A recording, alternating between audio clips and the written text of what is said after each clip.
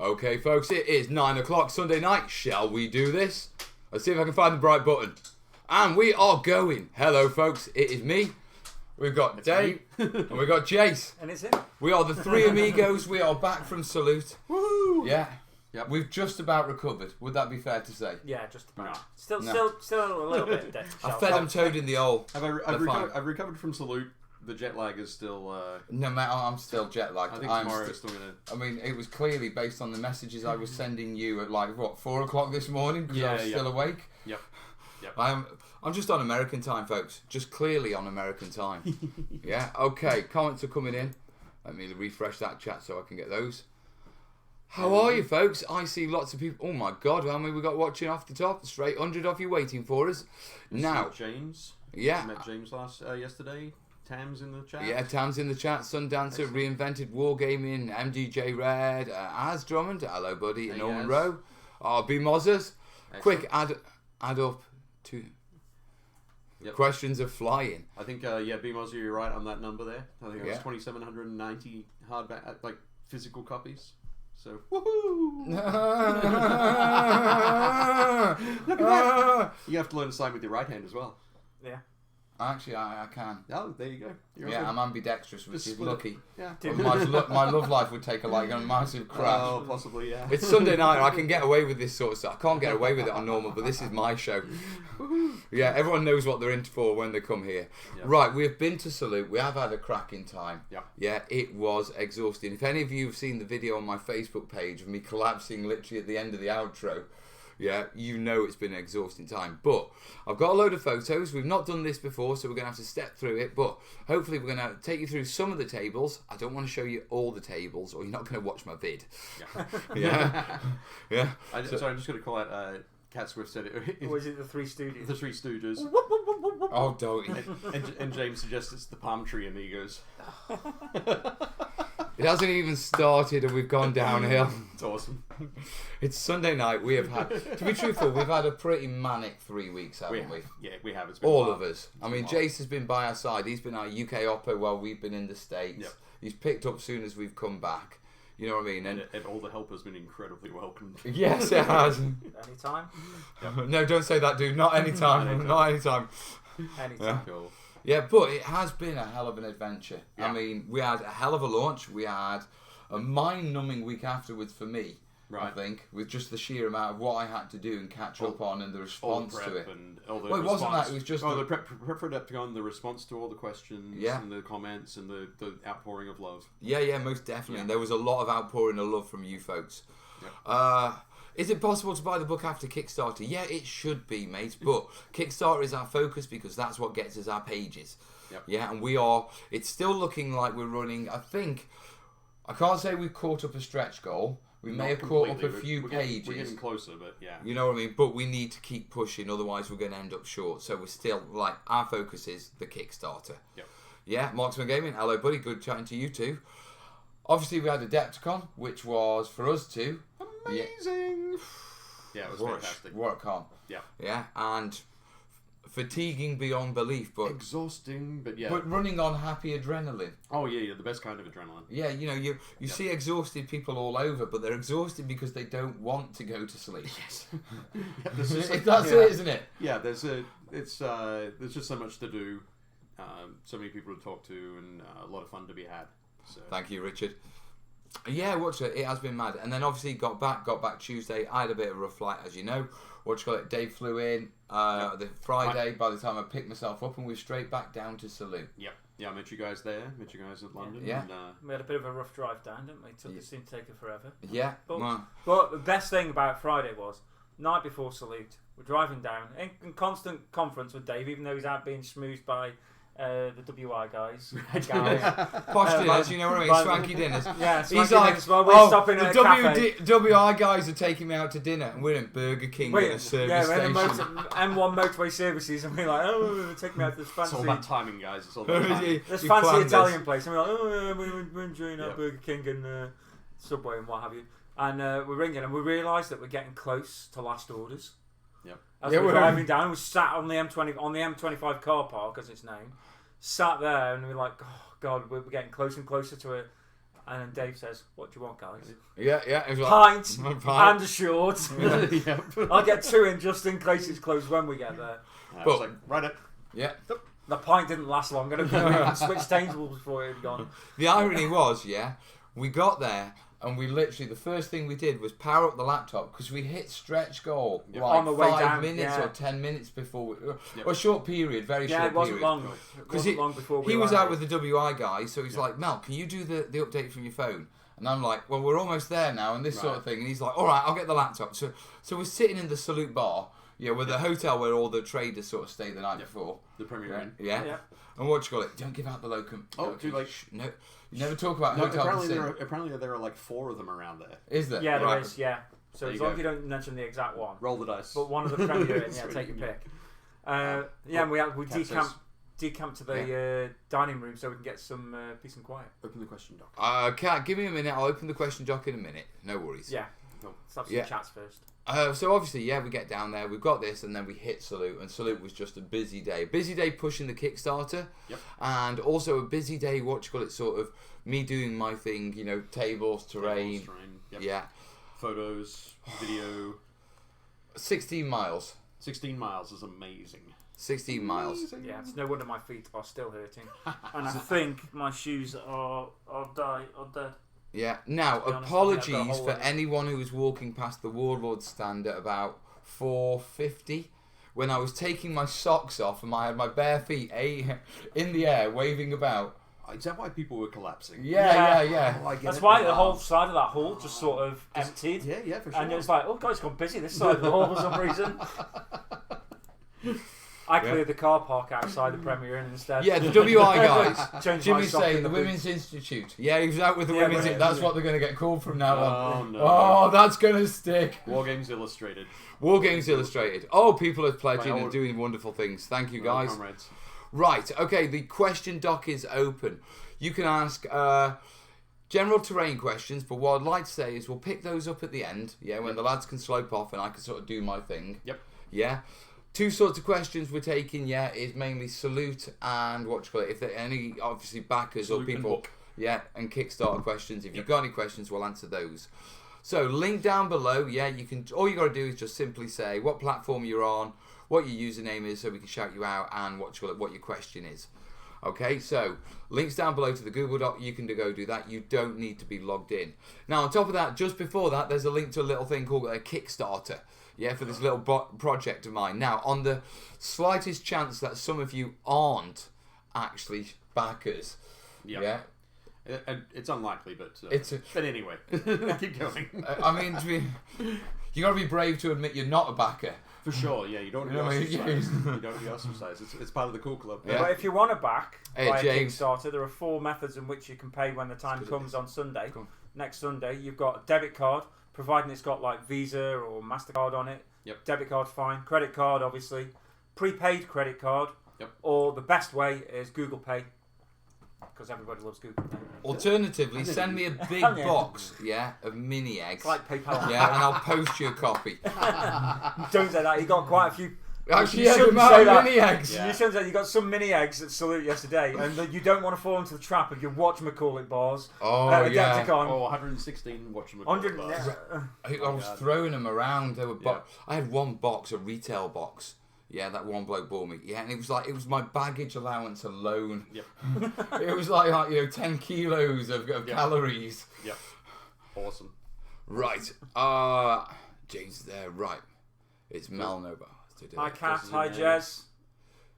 We got to listen, some of our chat. the our target channel down below, don't worry about the target down below. We haven't updated the graphic. We're not punting for kit at the minute.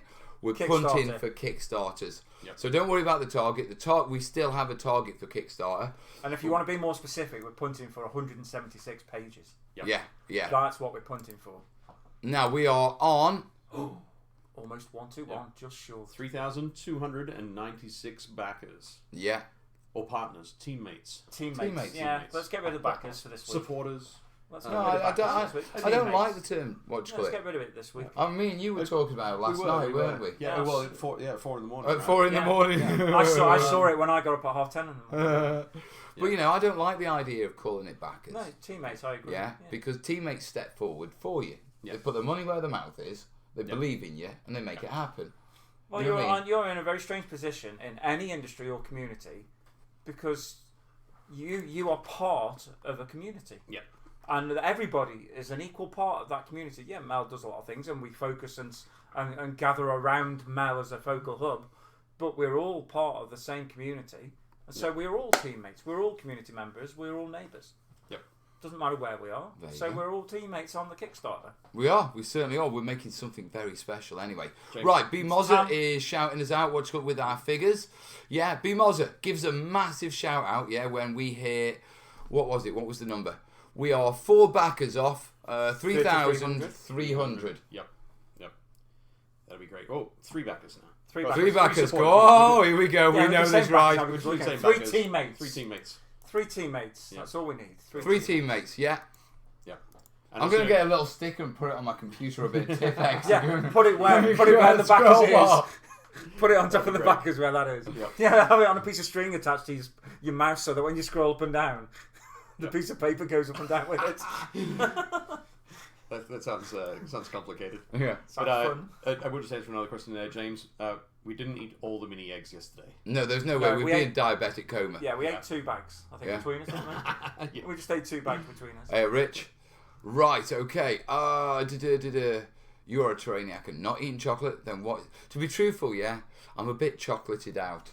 Yeah, I went for the strawberry cheesecake over the chocolate one. Cheesecake. Yeah. We're also a little bit stuffed because, not only can Mel, knock out some good terrain, but Mel knocked out a smashing toad in the hole. Yeah, it was nice. The look on these lads' face when they walked into the kitchen, it's like, I said, I'm cooking dinner. Yeah, Kez is out. He was panicking. I was not. You were panicking. I was not panicking at all. He was pacing. Yeah. I was pacing because I was hungry. I was hungry. Yeah, let's face it. I made this massive one. I think there was 16 sausages in it. Yep. Yeah, and we just bang. There's the roasties. There's the steamed veg. Let's crack on. Yeah, and these 2 guys were just salivating. And afterwards, we're like, nice. Yep. Yeah, and it's like, let's give cheesecake half an hour. So we went for strawberry cheesecake on the basis we had too much chocolate. The fruit will cut through. We thought the fruit will cut through the starch of. It's our 5 a day. It's one of our 5 a day, man. Yeah, well, we had 4 veggies on the plate, and then the fruit made it the 5. And the cheesecake's the dairy, right? Yeah. Yep. Excellent. We're all fine. Potatoes, the carbs, and the. Buddy's saying clan terrainiac. Of the terrainiac clan. The terrainiac clan. Yep. Now you're just talking crazy. What? Me being able to cook, Kerry? What? What is your favourite meal? My favourite meal. No. Is it curry? Is it curry? No, this script was planned. He's let himself in for this. Do you know, right? It wasn't until I was ill when I had liver surgery and everything. We've been together for 21 years now. 11 years ago, I had surgery. So 10 years into us being together. I didn't even know he could cook until then. Until I couldn't cook. I found out he can make banging Sunday dinners, curries, toad in the hole that you tried tonight, which is lovely. Yeah, he can cook. He just pretended he couldn't. For 10 years, I was burning beans on toast. He used to purposely break dishes so I wouldn't ask him wash it. He came out in an argument, one of those little. Right. Do you? Yes, I did. Yeah. If you're wondering why Mel can cook, obviously, as I was explaining to Dave earlier, back in my army days, whenever you were on a commando, they always sited the med tent close to the chef's tent. Yeah, for hot water and warmth and stuff like that. Makes sense. Yeah. Now, when the med tent's cold and you got nothing to do, you go sit in the chef's tent because it's warm and there's food and they have brews in there constantly. Yep. Yeah. Now there is no chef that is going to let you sit on his arse on your backside while you're working. Yeah. While he's working. Yeah. So Mel also got dual traded and basically qualified as a chef. Yeah. Yeah, I think you can work if you register with Google Pay. You can, and I'll say this with confirmation. I think Pagan Shredhead's problem is that he doesn't have a credit card. Right. So okay. As far as concerned, but you can use Google Pay though, can't you? Because I've seen that on the app. You can, but you have to register it with a card. Yeah. But we'll have a chat. I'll have a chat with Pagan Shredhead after the. Yeah, we'll see what we can do. Probably during this week, we'll have a chat about some stuff. Yeah. And, what we might do is do a little shout out. Say, look, anyone who's really struggling, because occasionally people come up in the chat. Yeah. Reach out to this email address with your actual issue, and let's see what we can do. And we'll get those questions answered, and things that come up like 3 or 4 times. Terrainaholic, Bill and Sue. On the FAQ. Hello, buddy. Sorry, You're alright, no worries. All good. I'm just spreading out here. Bill and Sue are in the chat. Hey. Hi, Bill. Hey, Sue. They looked after me while I was there. Took me out for much good food. Much good food. And we had some cracking nights nicking Ronnie's hats. Right. That all 3 of us posed in the hotel room. Yeah. Hi, Ronnie. My head's still itchy. Yeah. Oh. I know. I had to soak in the bath for a good hour last night. Right, okay, now we are here not just to talk about what I've been stuffing these guys' stomachs with, we are here to talk about and show you Salute. Yep. So, I'm going to flick over to a different screen, your chat's going to disappear, but we'll be able to still monitor it on this one. Yep. Yeah, and we're going to start off, now you can see us beautiful people in this corner, yeah, but we've also got the pictures. Now we've got an absolute ton of pictures, I've got to figure out how to get to that screen, yeah, because I need to be able to just change these. Yeah, we're good. Right, so what I've done is I've gone through and I've just picked a selection. Okay. Yeah, a couple of sum tables, yeah, or just one or the other of another one, you know what I mean? Yep. We're looking at about 50%, okay, and we're looking at about 50% of, I'm not going to say the good and the bad, but the feature and the club tables, sure, if you know what I mean. Yep. Yeah, so, and like I say, what I don't want to do is basically do my Salute video. Right. Yeah, on the Sunday nighter, and then you think, well, I've seen it all, and I've listened to Mel talk about it, so... Get well soon, Bill. He's not very well. Are you alright, dude? Sue says Bill is sick. I'll send him my best, Doug, send him my best. And, so as I said, first picture, palm trees. That's what I was going to point out. Do you know what? I started the show sitting next to palm trees, and I ended the show sitting next to some beautiful palm trees. Yeah. Yeah, but...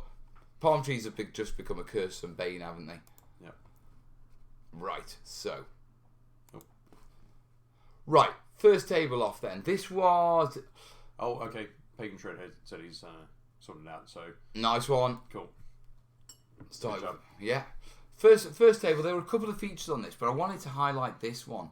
Yeah, which was a lovely, simple Palisade 4. Yeah. Yeah, and it's just Dowling putting a pencil sharpener. Rightio. Oh, wow, cool. You know, one of those mechanical ones? Yep. The guy had just gone down. It's not barbecue skewers. No. He just bought a load of Dowling. Right. Yeah, and he literally just snapped them, trimmed them. He hadn't bothered even cutting them properly. Snap them quick. Yeah. Trim them, because if you think when you snap them quick, you're recessing into what is, if you look, roughly in the inside and the outside of the walls, the embankment comes up. Yeah, yeah. So he encapsulates, so he doesn't have to worry about the ends. So the other end is punched into the... yeah, punched into the foam. Sharpen one end. That's great. And that's why, if you look at it, the actual alignment of the sticks, they're not all uniformly aligned. That's great. Yeah, so he was just snapping them, pencil sharpening, banged them in, foam either side, job done. Yep. Really nice. And there's some lovely trees on that board as well. One of the things I like about the trees on here is the height. Yeah, yeah. Because for most wargaming tables, like the trees are really close to the table. Yeah, yeah. Yeah, close down. So I have this personal rule with trees that it has to be at least a fifth your fist and a bit. Right. Okay. Yeah. So the idea being that with pure clearance you can reach underneath the crown of the tree. Yep. Yeah. And whenever I build my trees, and if you have a look at like my bigger trees and stuff like that, you'll always notice I can get my hand right in there and actually get the models and that sort of stuff and move them around, because you want to move within your woods and that sort of stuff. Exactly. But I just thought, if you look at the foliage, that's straight off one of those planter balls. Yep. You know, the plastic garden ones. I've got that one in the studio. In fact, that's come from 2 different ones, and I've got both of them. Right, nice. They're the most common ones you find at almost any home furnishing shop. Yeah. So that was really nice. And obviously, I think that's vulcanized, rubber sprayed with flock for the trees. For the trees, yeah. Now, moving on. Yeah, we had a bit of Cruel Seas. Nice. Yeah, Okay, now this is the Warlord table? Yeah, one of the Warlord table. Gaming table. Yeah, now they were showing off their new, their new lighthouse and ruined lighthouse. Oh, okay. Yep. Yeah, which are in the background. But what got me was, the actual coastline. That's Brother Lloyd's from Beasts of War technique. Is that the plucked foam? foam? Yeah, that's plucked foam. They've had that off them. Cool. Yeah, so I wanted to give Lloydie a shout out. Warlord's nicking your techniques, mate. Yeah, but obviously Cruel Seas, some lovely bits for that. Yep. Yeah, Do you know what? I'm sort of out of the loop in wargaming news. Okay. Because for the last 3 weeks, it's just been Oh, so yeah, manic, and we've been Kickstarter, you know, yeah. it's like, right, what has come out? And this is kind of weird because Salute is the new release time of our industry. Yeah, there's a lot. A lot was announced there. By different companies I missed all of it. Luckily, I didn't. Well, that's fine, but I don't know. I don't know what new games are coming out. I don't know what new In fact, to be truthful, I don't really know what, other than some of the key players, like Sarissa and Foreground. Right. Foreground have got the new small scale stuff. Yep. We've got Sarissa. They've got that new modular Japanese mountain village Right. stuff. Yeah. Yeah. So other than a couple of biggies that I went to see the guys on the stand, I have no visibility on what's new in this industry whatsoever.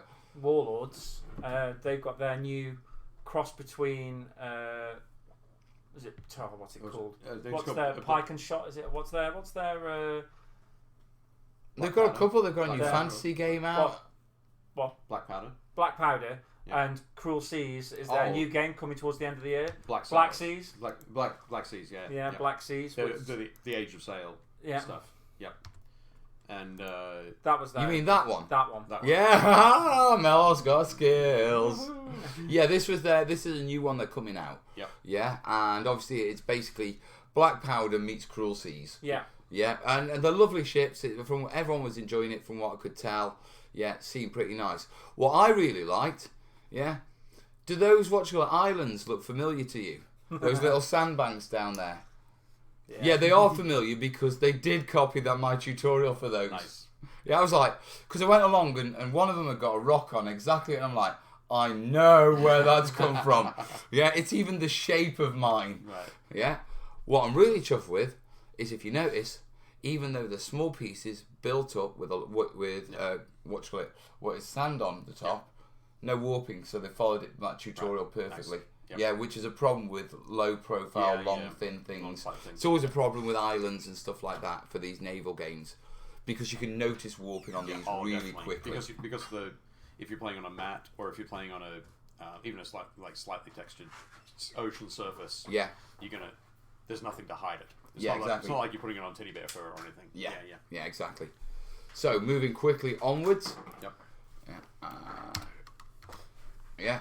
Now, this was a setup. Now, I don't normally take photos of the armies. Right, yep. Yeah, but Salute have this sort of tradition of the first table to the right is always their table from their club. All right, the South London Warlords? Yeah. And this was basically a big setup. I think it was... I can't even remember. I think it was English Civil War. Yep. Yeah. I think it was. Yeah. But it was a lovely table, and it was on a slope. Yeah, so it presented really well. Now, terrain-wise, it looked like basically the club had bought all their trees and just clumped around the side to frame the armies. In the two corners, wasn't it? Yeah. I mean, basically the table was a massive, effectively tablecloth. Yeah. But then they put a little bit of building down in the bottom left-hand corner, and they put trees basically in the top right-hand corners. But because with the figures on, and it's got the massive slope, it just looked really effective. Well, that's what they always do. They always put a big table just to the right. Right. Yeah, because it's literally eyeball. Right. You know what I mean? It's at the end of the day, it's their show. They can have prime spot. For sure. I mean, I'd have slapped it slap bang in the. If it was my show, it'd be like you'd have to walk round it to get it. You would have moved that swag stand back a little bit. Yeah. I can see that. That's good. Right, let's go on to the next. Right, keep an eye on the comments. If you have got any questions about the pictures, guys, throw them in the comments, because obviously if you throw them into the Google Doc, we're not going to see them for a little while. Later, yeah. There's the clump of the trees. Yeah, where they just basically brought the trees through the corner. Yeah, there's a little building. So a little bit of terrain. Yeah. Somebody's hayfield. Yeah. Hayfields aren't particularly mine. They've been around. That was yours. Yeah, and as you can see, that was. Here we go. It wasn't ECW, but Friends of General Haig said it was Romans versus Boudica. Romans versus Boudica. That's interesting because their other game was Alexander the Great versus the Romans. Yeah, the Friends of General Haig. That's why we've got confused, because didn't you have a photo with those guys? Yeah, you did. You had a group photo with them. They're the guys who wanted the group photo because they openly said that they use a lot of your terrain techniques to. Oh, they're saying that wasn't Warlords. That was Simon Miller's To the Strongest, Boudica to Last Stand. Right, thanks for the correction. You know me, I was more interested in the table. Yeah. Okay, next one. This one was from my mate James, watcher at Ashira Modelling. Yeah, lovely Victorian stuff. Now he always does Japanese stuff, but he's moving into this sort of stuff, and it's nice. I was chatting to the guy who wrote the rules that they were using. Yeah. I think it's got the little booklet there, the Tales of Horror. Yeah. Oh yeah. But it's based on Fistful of Lead. Right. It's a Wild West game. So a Victorian game based on the mechanics of a Wild West game. Yeah, I guess Wild West is also like late Victorian. Yeah, and at the same time, it would move through similar streets and buildings, and you know what I mean. So the mechanics would fit well. Would fit perfectly. Yeah. In fact, I mean, it's very much like what's the Jackie Chan film, like Shanghai Noon and Shanghai Nights. Yeah. When they come to, so it's literally like Wild West. That was Wild West in Victorian England. So. Exactly. But lovely modelling. This guy the knocked graveyard out the was really nice. Yeah, it was. So much so that I'm going to, once again, preempt you. What? Yeah, and there you go. Yeah, lovely blossom tree. Really subtle details, but I like the grass on it and the grass bushes. and the paths, how he's done the path on it, and the graves. It was just lovely to look at up close. Yeah, really nice piece. Work. Right, moving on. Stuff. Yeah, now this was, what do you call it? The real-time war gamers. Yeah, now it was basically just a basic protect the baggage train game. Right, okay. Yeah, I think it was 10 mil or 15. 15, I think it was. 15, yeah.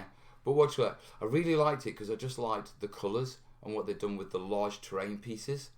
Yep. Yeah, how with the small scale, using a couple of large scatter hills, they'd suddenly actually made a landscape. Right. You know, there's a couple of them which are like, okay, that's a bit of a weird hill. Yeah. Yeah, but most of them, I mean, especially the one in this corner here, i.e. the bottom bit, just above the blue and yellow sign. And the one that got like the canyon going through the middle. Yeah, and it was literally like really the nice. hill blended into the table, and it became a landscape, and it was like, I like that. You know what I mean? For sure. Nice. Just a second. JP got rockets. He's got a question on there, but I think we'll come back to that later on. We were talking, Mel and I were talking in particular about the differences between Adepticon and Salute. So we'll touch on that a little bit later. Yeah, Max is also asking what time does the Kickstarter end on the 14th. It ends at 10 o'clock at night. We will be live streaming from probably 7, half 7-ish. Something like that, yeah. Yeah, and we're going to do a couple of hours live stream, and we're going to basically watch the end come in, and then we're going to celebrate where we get to. Yeah, I mean, where we get to is in your hands and the hands of the traders at the minute, as hopefully this week they... Can we ask you now? We know that how brilliant you've been supporting and sharing it throughout. Can we ask that this next couple of days you really give a push and get on the backs of the traders that you like on Facebook? Don't say that. Yeah. Not on the backs of. No. Well, yeah, get on their backs. You can't bully them. Yeah. Yeah, if you're friendly with a trader, just go on there and say, out to them can you and please ask share? Yeah. And make sure they tag in Mel at the train tutor. Yeah, but don't publicly call them out for it. Oh, no, okay? no, not None of that stuff. But just say, come on, give them a nudge. And hashtag traders for TTT. Yeah. Dead simple. Traders for TTT. Yeah, at the train tutor with the Kickstarter link. We'll make sure we shout them out and that sort of stuff. We'll keep an eye on it this week. They'll get their We've got some big guys shouting us out. We've already had a load from Salute shouters out. Yeah, we've had quite a few. Yeah, fingers crossed we'll get some of the Adepticon ones shouters out as between the traders and the community. Yep. Yeah, we'll get there. We'll get on. Okay, but it's only going to happen if we can get people to pledge. Yep. Yeah. Cool. Check the comments. Yep. Right, okay, moving on. Yeah. So, this was on another table. I don't want to show you the entire table, because it sort of spoils, the video. Yeah, but lovely little Starfall. Yeah. Do you know what I mean? With the Gabions all set up. Yep. Now, I love how they do those. Yeah, but I don't know who the manufacturer is or whether to me, they look homemade. Yeah, each one's different. The Gabions are at different points. They are homemade, because can you remember whose table that is? Oh God, do I know him? Yeah, you do know him. Oh shit! Is that, and you think he had 6 tables at the show, so that is that another Dave Marshall? That's the one. That's probably the one that won. Right. Oh, I'll tell you what. Is there a table at Salute that isn't yours, Dave? Shall I bring something different so another creator can get a chance? In fact, I do know there's something different because we've got one from Luke later.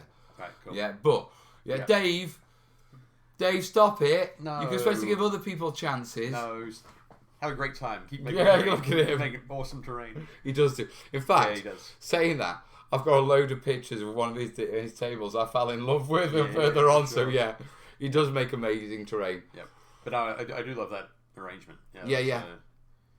Yeah, Do you know, like nice hasty Starfort kind of thing. you know the Yeah. Gabions? Yep. Hair curlers. Oh, awesome. Oh yeah. Yeah, that's great. Right, so let's move Yeah, swiftly they're on, lovely, aren't because Dave Marshall will get enough advertising in this show. Moving right along. Yeah, now this Oh, was this a was board. nice. This Yeah, was this lovely. was Art World, the guy who's Oh, doing yeah. the resins. Now, Yeah, Alex Huntley. yeah, He's done now great to be stuff. truthful, yeah, this is just a board with some bits out of the creator's garden. He was quite honest about it, but the way he's gone about it, and he's tied the colours, and he's nailed the ground colours and the flocks and the textures and the mould and the moss and that sort of stuff. everything, Yeah. Yeah, And then he's Cool. tied it into these bits of wood he's found in the garden, dried out. Yeah, basically just matte varnished, so they're the original colour but sealed, Right. and then dressed them to match the Yeah. table. And it was just so effective. Yeah, that The is colour that's match, like you say, the colour matching on it was beautiful. yeah, it was. It You really felt was. like those pieces of wood had been on that table for years. Up insane. The gabions and wicker fences were resin. It wasn't a Dave Marshall table. Oh, it wasn't? It wasn't. my It goodness. looks like Dave Marshall's. It looks like the one that we saw that was the big one. Well, they must have made it from it must be individual pieces then that they've made the resin pieces from. Right, okay. That's why they're different. Right, okay. Yeah, the range, the whole set is different. So, right. Yeah. Yeah, Yep. and you got to forgive us. I mean, it's a 50-50 chance at Salute if it's one of Dave's tables. Yeah, not far off.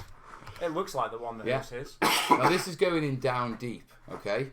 Now, all you've got on there, if you look at the ground colour, and I'll be honest here, if you look slightly to the left of the image, just under the person, there's a cheeky tuft. That really doesn't look like it belongs there. Yeah. Yeah? Well, There's one, there's a couple around there, It's up there. And there's another. but it sort of stands out, do you know what I Right. mean? Yeah. But when you go to the rest of it, yeah, if it was me, I wouldn't have even bothered with those. Okay. Yeah, but when you go to the rest of it, the colours are bang on. And Yeah. all it is a mix of lichen, yeah, put through a blender, Yeah. static grass, and flock. Lichen. Is it lichen? It is lichen. No, Okay. it's not lichen. Oh, it's lichen. But Right. Okay. wonderful, wonderful blending colour work on that one. Even if we disagree over the tufts. Okay, another one. Yeah, no, yeah, we know it's his. Oh, no. No, it is his. Oh, no, I know it's his, yeah. But I wasn't going to say that. I was going to say this is 7 TV, right? Yeah, this Yeah, is. it was 7 No, TV. this isn't. This is what you call it. This is actually Gaslands. Actually, I'm not No, sure. no, it was 7 TV. that's This 7 was 7 TV. 7 TV. Maybe they were racing. Yeah, they were No, racing. Yeah, it's, yeah, it's, oh, it's were they 7 racing? 7 TV Apocalypse. Yep. Ah, Definitely right. 7 Okay, my TV. apologies. I thought it was Gaslands for a Just second. in the corner there is the big stand. Ah, right, the got you. So poster 7 TV Crooked Dice, Yep. which is quite a so cool it was, little system. Wayne Bollins was running that game. Ah, right. But yeah, it's definitely a cool little system, and those buggies are very nice. Yeah. Obviously, the table Looking at the itself. minis myself. Yeah, but, yeah. I've seen this a few times. I The saw it rock's last nice. year at Salute, and then I saw it at Hammerhead after that. Yep. Yeah. Lovely work. Yeah, lovely cork bark work. Colours are smashing, and I really like the weathering and the rusting on Yeah. it. So it always gets a show. Now I think I do have a photo of the buggies. Cool. Yeah, there we go. Yeah. Yeah, so lovely little buggies, but the ramshackledness of the of all the pieces and that sort of stuff. That dino that's behind the buggies, Yeah, is that a plastic build? I don't know. I do not know. It could be a 3D print. Could be. Yep, could be.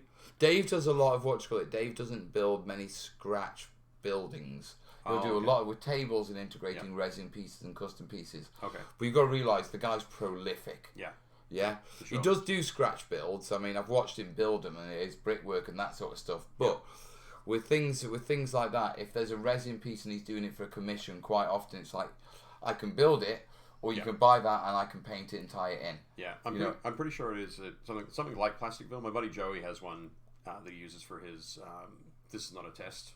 Apocalypse Right. sort of setting, but I think it's like plastic. It was made for model railroading. Yeah, yeah. For larger scale model railroading. But yeah, cool. Very nice. That's great. The table with the Gabions is Dalhome 1807, The Revolution to the Rebels. Oh, yeah. Nice. The blogger Delafour and friends made it.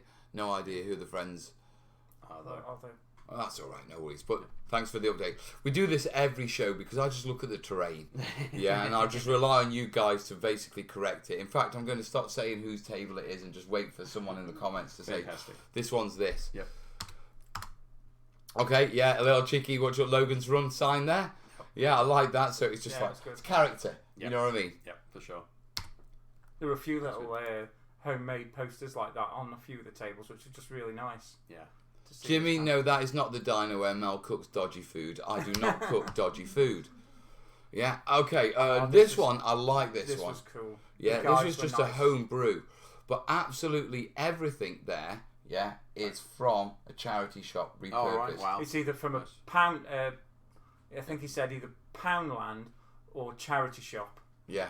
But you know what I mean? None of it's war games terrain, none of it's terrain materials it's all as such. completely kind of and this broken was apart. This was like a sci-fi game. It had when I walked past it, kind of had a very all the miniatures were custom made by the guys as well. Were they? There are no miniatures on that table that I bought from an online retailer or anything like that. They made all the miniatures custom as well. He was telling me that the walkway with the orange on it, that was actually a kiddie's, like a playset skate park. Oh, yeah. Right, okay, yeah. And he repurposed it and raised it up or loaded it down where I needed to make it into the walkway. Yeah, that's awesome. That's great. It was just cool to see it. That one there? Yeah. And that spaceship was a toy. From a second-hand shop, and they just dirtied it up and repainted it, dirtied it up. Here you go. It just shows you don't need that. You don't need to go to town to make a table that's cool as hell. No, that's true. You know what I mean? Now, I'm not sure if I included I should the have. photo. You know what we should have done is just ask him, how much did it cost you to make this then? Yeah. That would have been really 20 cool quid. on the back of that. Can you imagine that?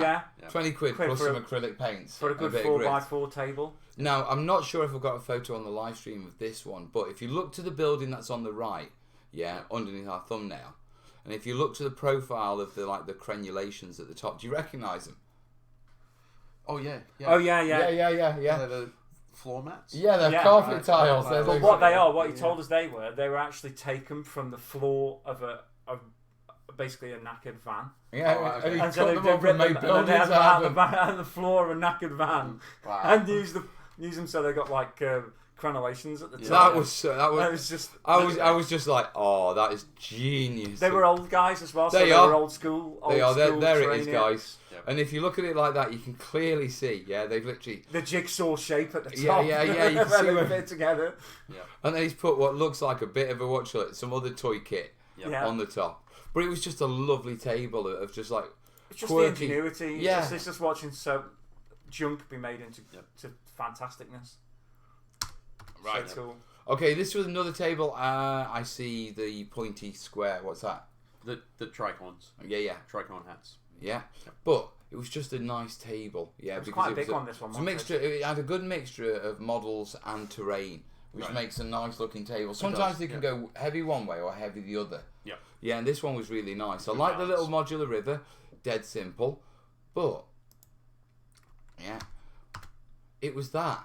Now, it's just a couple of buildings. They're not really based. Yeah, they're obviously from different ranges and stuff. But the composition of it. Yeah. Do you know what I mean? The idea that you've got I'm not sure, the manor, the church by the looks of it, on the right. You got two bridges, the posh one by the church, the wooden one up further up. Well, it looks like is this, there's a building just behind the church. Is probably a water wheel, because it looks like that river splits. Maybe split off or something. So it was just a nice little composition piece. Lots of like standard kit, but they put just a little bit of thought of how we're going to arrange this little corner of the table. Yeah. And in doing so, they made a scene. Yeah. Beyond like here's some buildings. We didn't need to fill this side, so no one really. Yeah, they made a focal point of putting those buildings there. They were there for a reason, not just to make the table filled up a bit more, like you said. Yeah. Yeah. It was nice. I love the cabbages as well. Yeah, the little rows of veggies. They're resin, aren't they? Are they? Yeah, Okay, you can buy resin cabbages. Excellent. It's just nice how they framed it and chucked it in. Yeah. Right, moving on. Yeah, this was Skirmish Sanguine, I think. Okay. Yeah, correct me in the comments. But it was just a lovely table. Yeah, it was. It was Afghanistan, wasn't it? Yeah, Helmand, wasn't it? Yeah, Helmand province. Right. Yeah, and but they got the little watch at the market and everything. Yeah. And then down here, what I really liked is in Helmand and that sort of stuff, you only get foliage by the waterways. Right. Okay. Yeah, and they'd replicated that really well. Yeah. You know what I mean? Yep. Yeah, it was like, it had an authentic feel to it. Sure. Yeah, the only thing it didn't have is a little jingle van. Have you seen them? Jingle vans? I haven't. They tie ribbon and bells to them and banners and they're colourful things. Oh, okay, right. And they jingle. Oh, cool. And they're called jingle vans. Excellent. Right. In fact, here's the market. Yeah. I don't know where the pieces came from. I'm sure they're resin accessories. Yeah. But a couple of little pieces placed. That well's nice, isn't it? It steps the buildings up. The arm. Do you know what I mean? It's almost like the garnish. Yeah, it would have been definitely. fine without them. Yeah, but with them, it's a scene. It just makes it a bit more authentic, doesn't it? That is something good Salute does. Yep. The scenes. Yep, definitely. It tells the story, doesn't it? Yeah, another little scene. This was a what you call it? This was Japan versus, I think, the Americans, with the Japans assaulting across a paddy field bridge. I don't want to show you the full table because it's just going to ruin it for you. Right. Yeah, Wasn't this the Second Japan War? I think it could have been. I'm not sure. I'm not sure, Think guys. So. Yeah. Moving on. Yeah. Another little scene. You see my focus, what I liked. Sure, yeah. Yeah. I like it when you get terrains. Not just buildings. I like it when you set a scene. Yep. Whether it's landscape and hills on small scales. It's like having a mini diorama in the middle of a massive battlefield. Yeah, exactly. And they draw your eyes to it, and that stuff makes it a nice focal point. That was the Warlord. Yeah, the plum and the pike. This was This was the Salute Warlords, the South London Warlords guys. Yep. Yeah. I think they had 3 big tables there this time. Okay. Well, I know that every year they do one big table, one special I big think they table. had 3. Yeah.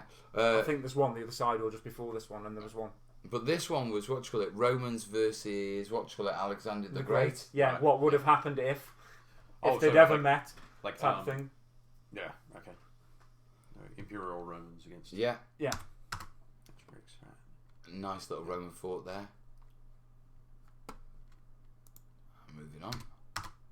Okay, this one. This was the other Warlords one. Yeah. Okay. This This one of was those. really nice as well. Yeah, and this sort of took me back to my past. Is that like a lunar landscape? Yeah, Space 1990. Nice. Yeah, Yeah. 1999. Oh, whatever. Don't even get the TV But- show wrong. If you look at the crater, and if you look at the crater right at the bottom of the table, Right. yeah, you can see that where the hot wire cut has gone round, they've basically made a hill. Yep. Yeah, and then if you look at the inside of the crater, you can see the melt marks from where Right, they've okay. basically got it and just burnt it through with a heat gun Okay. Right. to create the crater effect. Yep.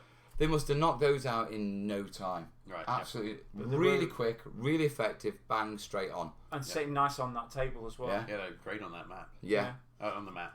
Yeah, And on, you on can- the mat. You can tell, okay, that they've done it. They've shaped it after they've done the hole.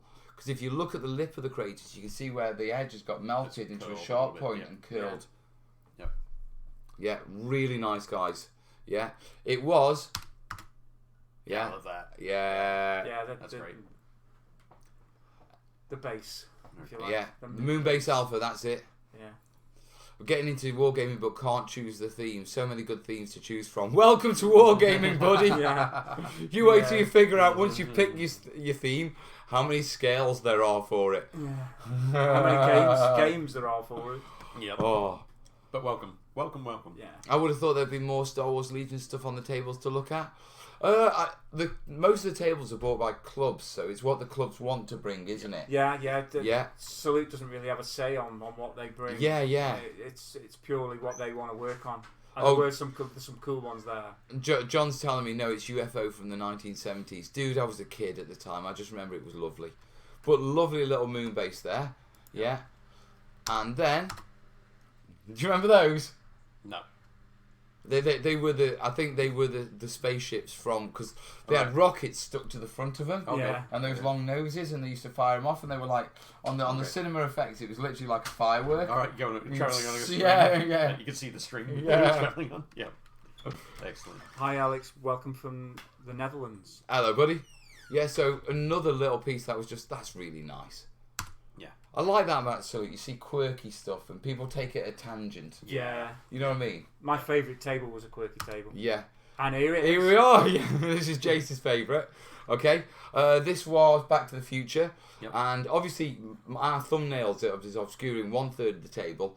But yeah, the Wild West version, the 70s or the 50s. The 55. Yeah, 55 version, and then the sort future. of modern time version. 2015. Which, Yeah. 2015. 2015. Yeah. And it was just that they got strip lights that they could light up to see if the DeLorean would make it to 88. That's awesome. Yeah. And it's cool, and they had each of you can see the clock towers. You can't see because of the thumbnail in the top right corner, but they had each of the clock towers from the film at different stages. Yeah. Which is really cool. And they got somebody to sculpt them, some guys on hoverboards, and one of them just looks like Griff. Nice. They sent him a picture, and then the picture came back and like, we can't believe how good this is compared to our crappy picture. Yep. And then There they there we are. go. there you are, the hoverboards. Yeah, just It's little. cool. And if you look in the background, you can see the DeLorean there. Lovely little touches that just made the board. You know, Yeah, that's it was great. a simple terrain build. Yeah, there wasn't. But the any concept yeah, but was just really the idea. good. Yeah, the Yeah. It's concept what was made really it stand out. good. The idea. I mean, there were probably better terrain builds. Yeah. But just the idea and the way that they did it, 3 separate timelines, was just Yeah, that's great. made it for me. Cool. They could have just gone with one, the first film, Moving on. left it at that, and it still would have been good. Yep. But it was just epic. This was a really nice one. It was Yeah, that's all great. scratch built. If I remember right, that was that guy we were talking to. Yeah. Lovely sections. The mosque up here. Wasn't this the one where they named all the roads themselves? So they actually created the town themselves, and they named all the roads and the river and everything. Can you remember all these little blue labels here? Yeah, they're all All named. named of the roads. They had Herald's Gate, so I think it's Jerusalem. Possibly. Yeah, the Golden Gate, Herod's Gate. They had. Yeah, another beautiful piece here. Yeah, I think it was a custom build. It looks It like was it. Moonstone onto the game being played. I don't know. We'll Yeah, wait it for was, the comments. It Yeah. was. It was Nice. Moonstone. Yeah, lovely They frosting had on 2 it. boards. Yeah. Yeah. Little airship to the side. Yeah, You the can't really airship. see it because of the lady's jumper or the gentleman's jumper. You can never tell when you've just got from like neck Yeah. down. Yeah, sure. and it's You know what I covering the main area that you would Yeah. identify whether it's male or female. Yeah. That was a nice airship on that. Yeah. And the Lovely tower set of was- airships there, mate. Yeah, Yep. and the guy next to you's got a real tall tower. Yeah. Another one of the urban boards, Modern Apocalypse. Yeah, but just like the graffiti on this On the one. train, yeah, Yeah. nice. Yeah. Was this from the Wild on the Streets table? I think it might was, have been, yeah. yeah, I yeah, think it because was. because they not necessarily stole, but they used some of Mel's techniques for their buildings. Like Oh. when they did We're one off 3,300 Went team away. members. Almost there. Hey. Thanks, yeah, George. they copied Who's a gonna lot be- of Mel's techniques for his when he did for Turf War Z. All right. Yeah. This was a Gaslands board. Yeah, dead simple terrain. Yeah, Bit it of was a quite what nice, you call it. that was. But you can see the cars lined up to go. Yeah, and the way that they set out the track was nice. Yeah. It was quite fun. That people seem to be having quite a good lot of fun playing that. It's an easy pickup game. They do a lot of that salute. Yeah, there was a Rather couple than of the big Gasland rank games, like you get in 15 minutes. They've got that thing, haven't they? Like there's something about which is like with the pickup games, they do aim to design them to be like 15, 20 minutes. Because it's one of those differences between the American shows and US and English shows is that when you go to the salute, there's so many traders there, you want to make sure you hit as many as you can. Yeah. So spending more than 15 minutes playing a game you're sort of torn at the end, like I gotta go, but I want to play. I want to go. Yeah. Or how many games do I play today? Exactly. Yeah. You know what I mean? Yeah. So 15 minutes is a great time. Whereas actually at Adepticon, you had guys playing massive games because they could play till 3 o'clock in the morning. Yep. Exactly. Yeah, and still be awake. Well, that's why Salute's quite a hard show to do in a day. Yeah.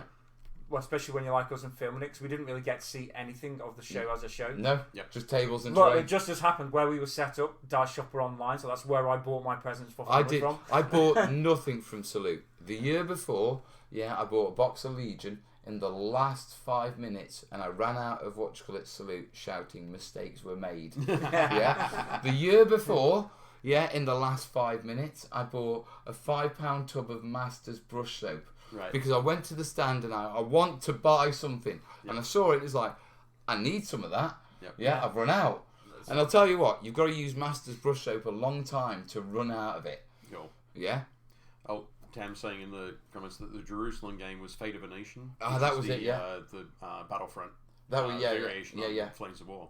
They've done a couple of little spin-offs, haven't they? They have. Yeah, they sort of like reskinned their main core rule set to fit a specific period and a specific location and stuff like that, and it works. I saw a couple of their tables. Yep.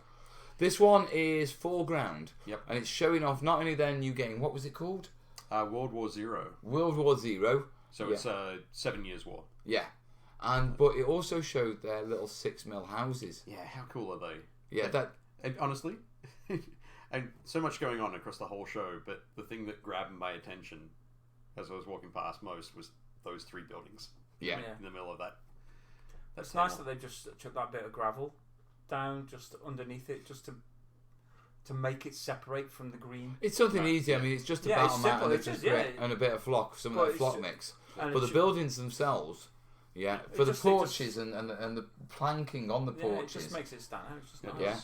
I mean, chimneys, everything. I think they're going to do well with that range. I think so. I think there'll be a lot of early adopters who already play that scale who are like, right, time to update. And with no offense, I don't have to paint. Yeah. You know what I mean? Yeah. I mean, you see the points on the roof. It's crenulated. No, I mean where the tags are. Where the tags are, you can paint over those so easily. It'd be really quick to get in and paint them. To be truthful, I don't think you'd even notice them. To be perfectly honest, I would. Actually, what I do is rather than painting over this, I'd go and paint a couple of other tiles the same color. Yeah, and just break up the alignment. Yeah. Right, moving on. Okay, this was just a nice hex table terrain. Now the thing is, the scatter terrain were on hexes, and then the hexes of the board were on 2x2 modular tiles. Right. Okay. Yeah. So if you look, you can see the actual 2x2 tiles. Then you can see where they flocked hexes, then dropped scatter terrain on top. Okay. Yep. Yeah. I was just like, I like that. Yep. Yeah. And so in the actual effect, they were able to get this sort of effect whilst keeping that hex movement. Yep. Yeah, by combining the hexes to make individual scatter pieces. It's quite good for a full-size game of Carcassonne. Yep. Ooh, yeah. Except Carcassonne is what you call it, is square tiles, not hexes. No, it's not. It's hexes. Carcassonne is square tiles. You might be thinking Catan. You're thinking of Catan. Settlers of Catan. Yeah, not Carcassonne. Carcassonne is a tile game. It's not hexes. Trust me, Kez is nuts on it. As I give you the season sales one. Yeah, and Kez has bought the other 17 expansions. I thought there was one with hexes. Drunk buying. Seriously. The box we have. I mean, if she ever says, "Do you want to play?" Don't say no. I would say no. Say no. Say just had a bad experience with it once. You can't do it. Cause I don't have a week. It's not that. Yeah, she likes playing with all the expansions. Right. She doesn't like learning the rules. She likes being told the rules. So it's like I've got to learn the rules. So we don't do that. Okay, cool. Yeah, even the kids are like should we play Carcassonne? And both Corbin and Willow go over hills and dales because it's a single set. Right. It's one of the ones that stand alone. Okay. You can't add the add-ons in. Cool. Yeah, we do think Jace is thinking Catan. Dan Randon. Yeah. 900 says just. 3,000. Thank you, guys. 3,300. Yep. 3,300. Are we? Welcome. Wait. Refresh. We've gone past. And one. How far off goal are we? We are. Hello, you. That's it. Just I'm here. I'm Willow and I'm hiding. Yeah, we are on. Sneaky. How far off stretch goal are we? Can't you see yourself on the screen? No, I can see myself. Okay, 100. We're essentially 158. Next one is 165. We are 7,000 away from. It's the whole gang. Yep. And it's the hills. Which one is it next? It's hills next, isn't it? We are on hills, aren't we? We're on hills and rocks. So that's the uber realistic stuff. My page is for uber realistic hills and rocks, and then we're on to uber realistic functional hills and rocks. Yep. You know, functional, for sure. And then we're on to the base texture and paint. That was the seasons. The seasons. Yeah, and the trees. Trees and grasses. Yeah, so by the grasses I meant in that section we were advancing the grasses to actually show seasonal changes. Yeah, and what you need to do to make those seasonal changes, like dry brushing your static grass and stuff like that. Yeah, you can dry brush static grass. It's in the book. It's really good. Yeah. On top of that, it was also the deep delve into the trees, which was advanced wire armatures, barking techniques, flock and foraging techniques. Yeah, so that's the goal after this one. The barking techniques is what I'm looking forward to. Yeah. Well, we cover all the simple ones like using different materials and stuff and tissue wrap, but that's the sculpting and the barking mixes and all that sort of stuff. Like for example, throwing bark into your blender, mixing it with a bit of filler, and just slapping it on. Looks lovely, guys. It really does. I'm gonna buy a cheap blender. Oh yeah. Oh yeah. Every terrain actually have a blender. Already? He doesn't make it. You can see he doesn't make his own clump. It's not wildly expensive, but Actually, you need a good one. Yeah, Yeah. You need one with a bit of power. When did you sneak through? like We footage snuck of through ages ago. when Willow came out. Yeah. Now, here we Choose the go. discussion.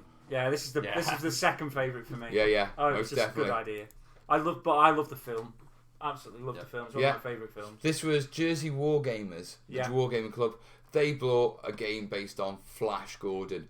Now, I'm not showing you all of it. Well, we think they were tied into Lego. Well, we don't know if they're tied into Lego. If they weren't, they've spent so much money on this. Yeah. Either that, or there's a lot of children in Jersey who are missing their Lego sets. Yeah.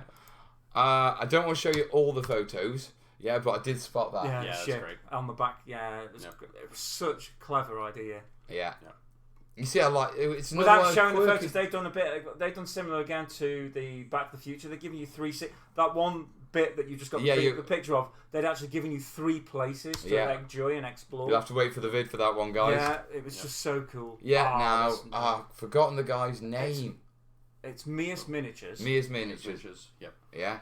Now this is a regular salute, and it evolves each year. Yeah. So the first one I ever saw was basically that tower, which is a single column, and then the pillars at the back, but with a bridge underneath it. Okay. Then it became something that was almost like a one side of a valley, and now they've added the dock structure. Yep. And it gets longer every year. Right. Yeah, Nice. they add 2 foot to it every year or 4 foot to it every year. That's cool. Yeah, and it's like I've watched it grow over 3 years, and it's like, all right, what are you doing next year? And they're like, we've got a plan.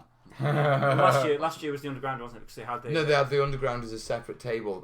Last year they had it was the one with all the skulls in, the sort of an underground sort of dungeon. Okay. But it was skulls on the wall everywhere. Yeah. Awesome.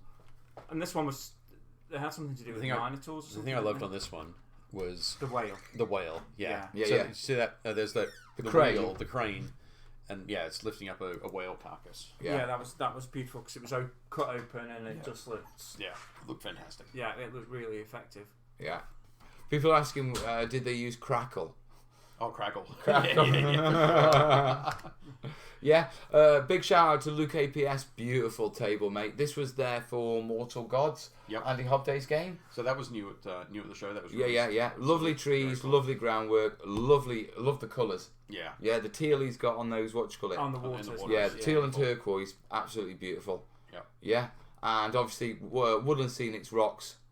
And then I'm imagining Cape Base columns, which is the typical for columns That's in our what I trade. would have gone with, for Yeah. sure. So beautiful table, bud. Let's see if I've got another photo. I think I have. Yeah, there you go. Yeah, just the colours on the ocean. Yeah, I think the water effects was silicon stippled. Yeah, because I can remember touching it and it felt like silicon, Like a little bit soft, not resin. Sure. You know what I mean? But perfect effect, and silicon is hardware and it lasts. It's good for gaming tables. So with that one, would you have you'd have the base color, those sort of teals and turquoises there. Yeah. Then what would you put over that? Well, you could go over it with a varnish. Okay. Yeah, or a resin, and then build your silicon. I imagine, to be truthful, the silicon built on top. looking at it, there doesn't look to be like much depth to it from a technical point of view. Sure.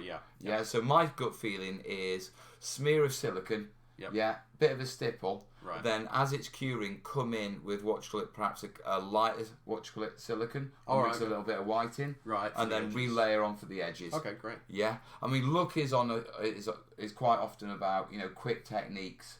I can't see Luke doing a resin pour to cover it in silicon. Right. Okay. Do you know what I mean? Sure. Yeah, it would make no sense if you could see the side and need the depth visible. Then you do it. But there wasn't when I walked around that. It was table edge. So my gut feeling is silicon over the top. Okay. Yeah, no doubt what you call it. Luke will have videos on his channel. If you want to go check this out, Luke APS on YouTube.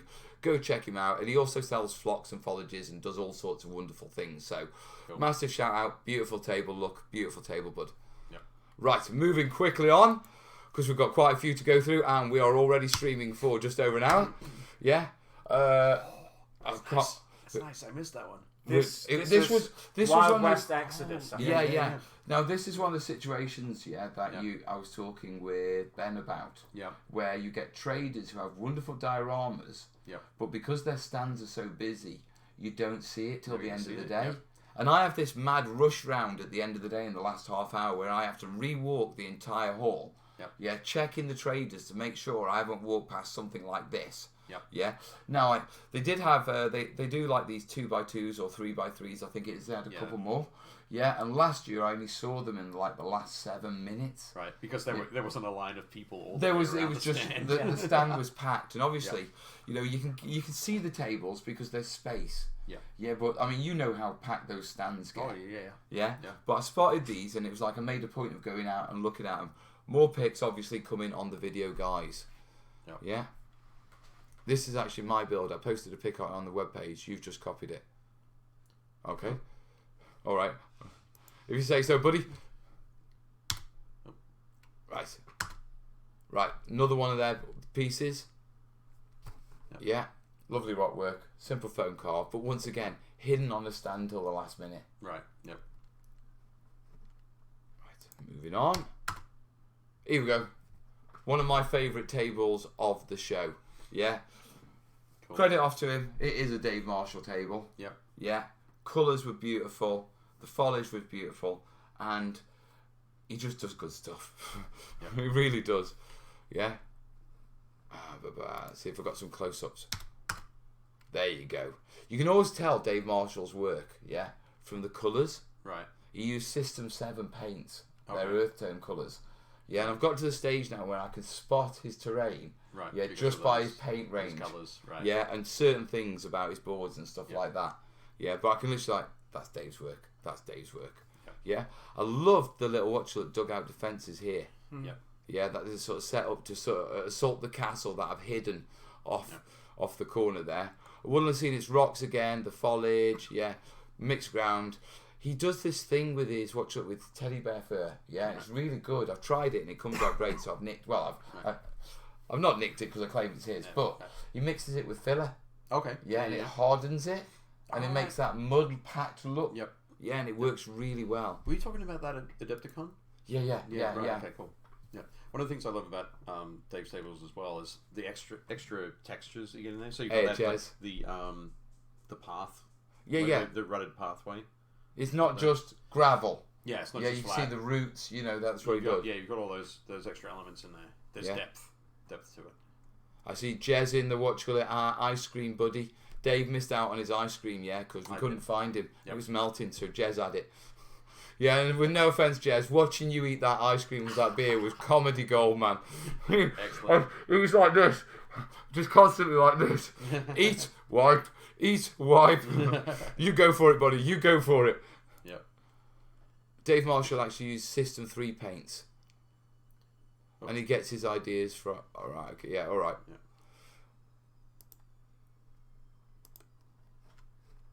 Cool. Right, moving on. There you go. There's the castle I was hiding. Right. Yeah. Now, Dave does do, sort of like... He likes these little features on his boards. Yeah. So, you know, the castle's tied into the paths that go up, and there's multiple paths that are dark. And and what you find with Dave's board is you go looking for the eye candy. You know it's there. Yep. Some boards you walk past. You know when I say setting the scene? Yeah, some boards you walk past, you see houses. That I can see the houses. Yep. With Dave's, you go, right, what's in that? What's between the houses? Yeah. You look round corners just in case. Yeah. Yeah, as always, Dave, beautiful work, mate. Yeah. Does the guy do it all? Yes, he does. Dave is the salute terrain builder. He builds pretty much everything. He doesn't. No. Yeah, but I think the problem with Dave is, that Dave does terrain for clubs, and the clubs rebring his tables because they're beautiful tables. Yeah. It's not Dave actually submitting the tables. I don't think he's ever actually brought a table himself to salute as a trader or anything. Yeah. He's always been with a club. But the thing is, Dave's one of the old boys, who was part of the sort of gaming network when Salute started. Right. And as people have moved, and gone to new clubs in new areas, he's still been their go-to guy for, real stylish terrain. So quite a lot of the old school clubs, all club together, get one of his tables, and it becomes their feature table. Yep. And that's why you see them reused, because they're never there as his tables. Yep. They're always there as this from such and such battle. And I've seen a couple of the tables repurposed for different battles by a club. Right. So they're not even specific to a genre, you know what I mean? Yeah. I mean, I think I saw one of them that was one Mexican war, and then the next time post-apocalyptic Mad Max. Right. Yep. You know what I mean? I think they looked at what can we do with the table next. Right. You know, it's our best table. So no, Dave doesn't. You know, he's not trying to stack the odds. It's just that he's got a lot of beautiful tables in circulation. Yeah.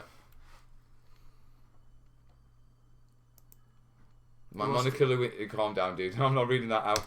He was telling me that he's actually at the minute he's booked up until February. It doesn't surprise me, mate. Doesn't surprise me in the slightest. Cool. Yeah, this was a lovely little diorama. Yeah, just a heated and carved foam, textured over. Yeah, with planks. I don't think it was a Moria build. It was for something like that, but it had the style of it. If you know what I mean. It might be, like the not Moria, but in the Hobbit. Yeah. With the halls of the Goblin King. The Goblin King. Yeah. I can't remember what the game was. I don't, to be perfectly honest. One of the guys in the comments will jump in on that. It was a newish game, I think, if I remember right. Yeah, they're bringing it out, and they had a doorway, so I took a shot through it. Nice. Yeah, and I like things like that. Yeah, any way you can set a scene. Setting a scene, but the doorway is that frame. Yeah, and it's been placed deliberately, so you got to get that. Find out why. Yeah, it just works really well, really well.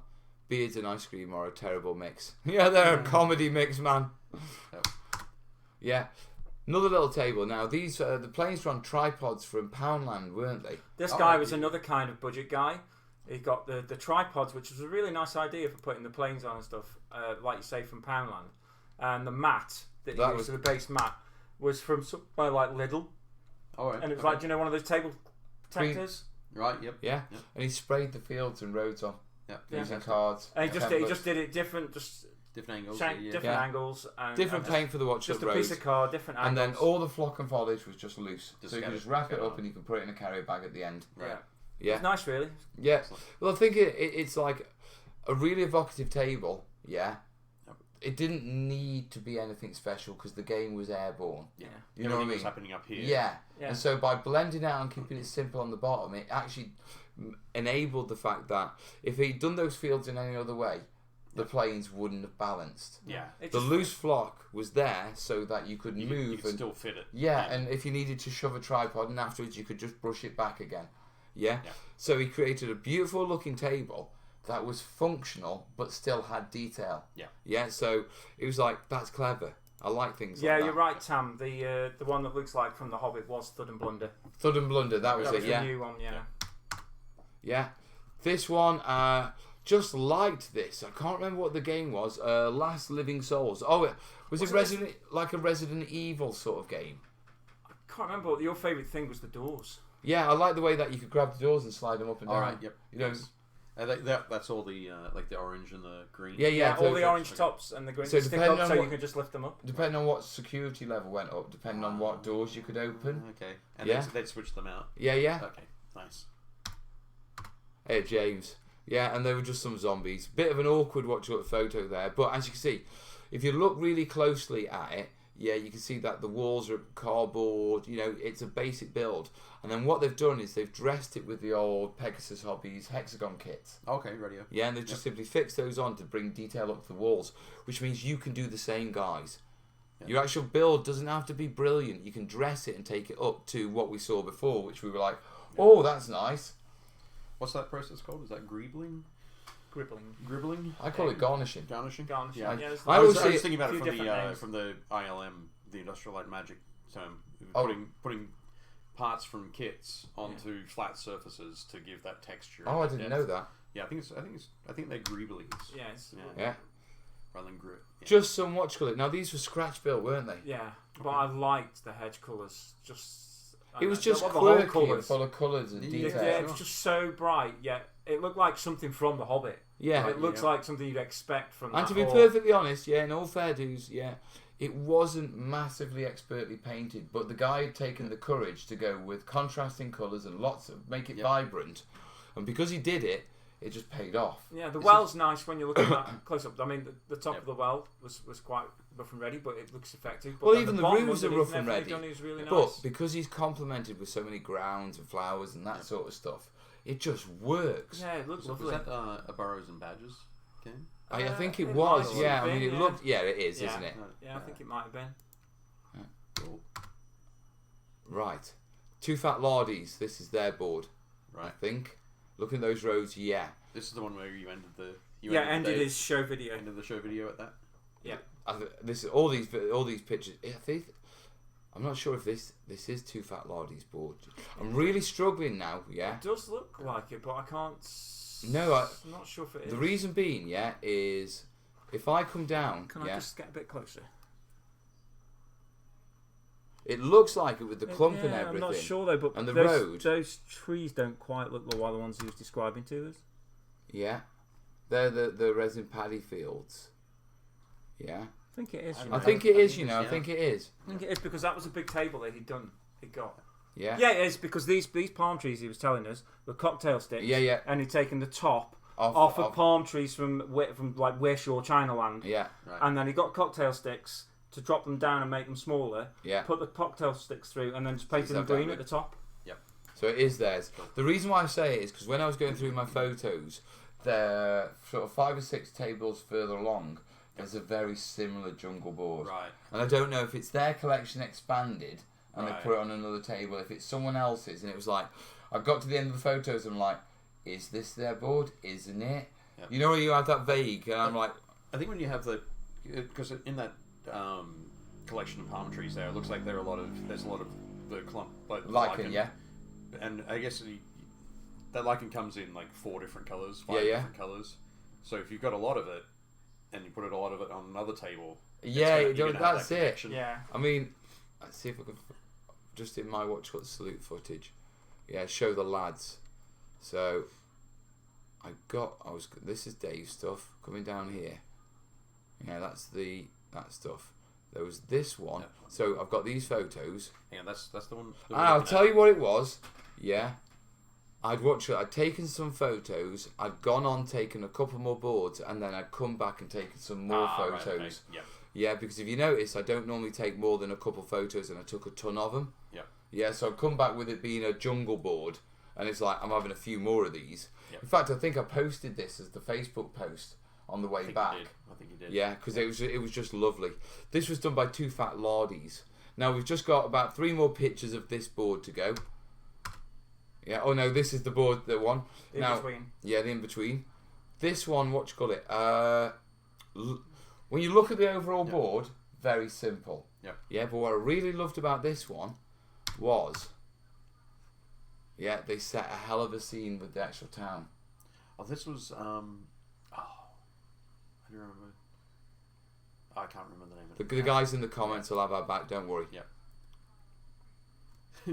Sit down, mate. Someone got overly excited about cocktail sticks. Happens. That's what happens. That's what happens. It happens. The simplest everyday items become wondrous things. But no, just with the river running through it and all the farm fields on one side, the different types of buildings, it was just a lovely scene. In a sea of quite a simple table. Yeah. It was like you've nailed that. You've gone really to town and made something really pretty. Yeah. Pretty. Yeah, another one of the boards. I got more shots of this. This was Operation Overlord. Yeah, D-Day.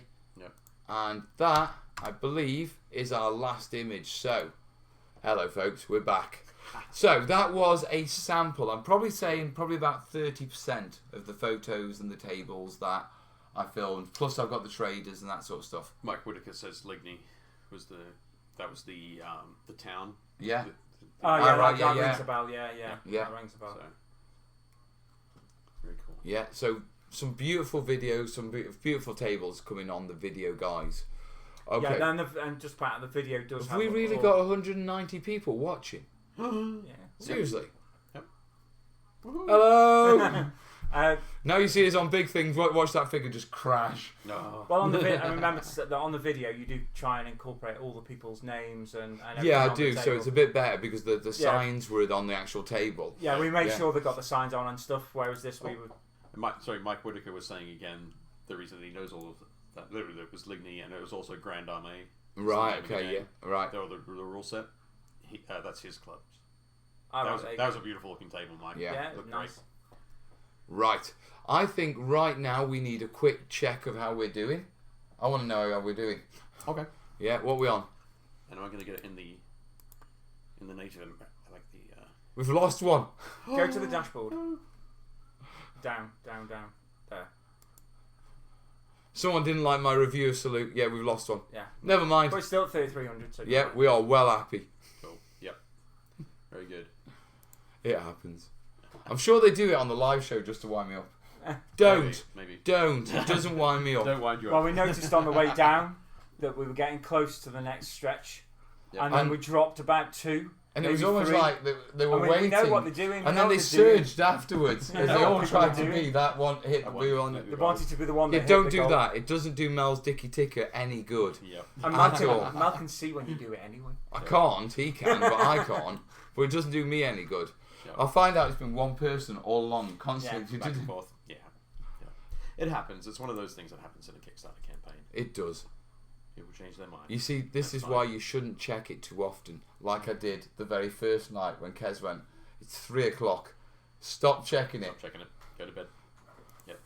Right, right now I've got 7 questions, so we might as well have a quick jolly through those. Yep. Yeah, we've got, looks like, most of them for YouTube. We've got one from Twitch. Now, I'll do the normal thing is I'll read the question first before I read it out, because sometimes I get caught out by people leading me astray.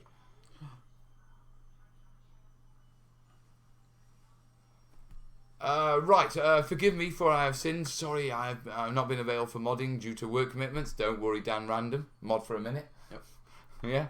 Yeah. Anyway, time for the question. Any times for tying into mini bases into tabletop theme? Any times or any information for tying it in? You can tie your gaming bases into your tables, bit like I've done with the Burma build. Yeah.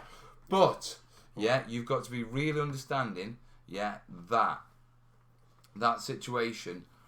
The more specific your theme is, the more it's going to stand out on other ones. Yeah. Yeah, so you need to decide if you're going to theme it, are your miniatures going to be playing on that table pretty much exclusively? Yeah. If you're a club player or or a tournament player, you want to go with more generic greens and greys depending on your battle. Yeah. Obviously, depending on what you're expecting to be. Yeah, exactly. Yeah. Exactly, yeah.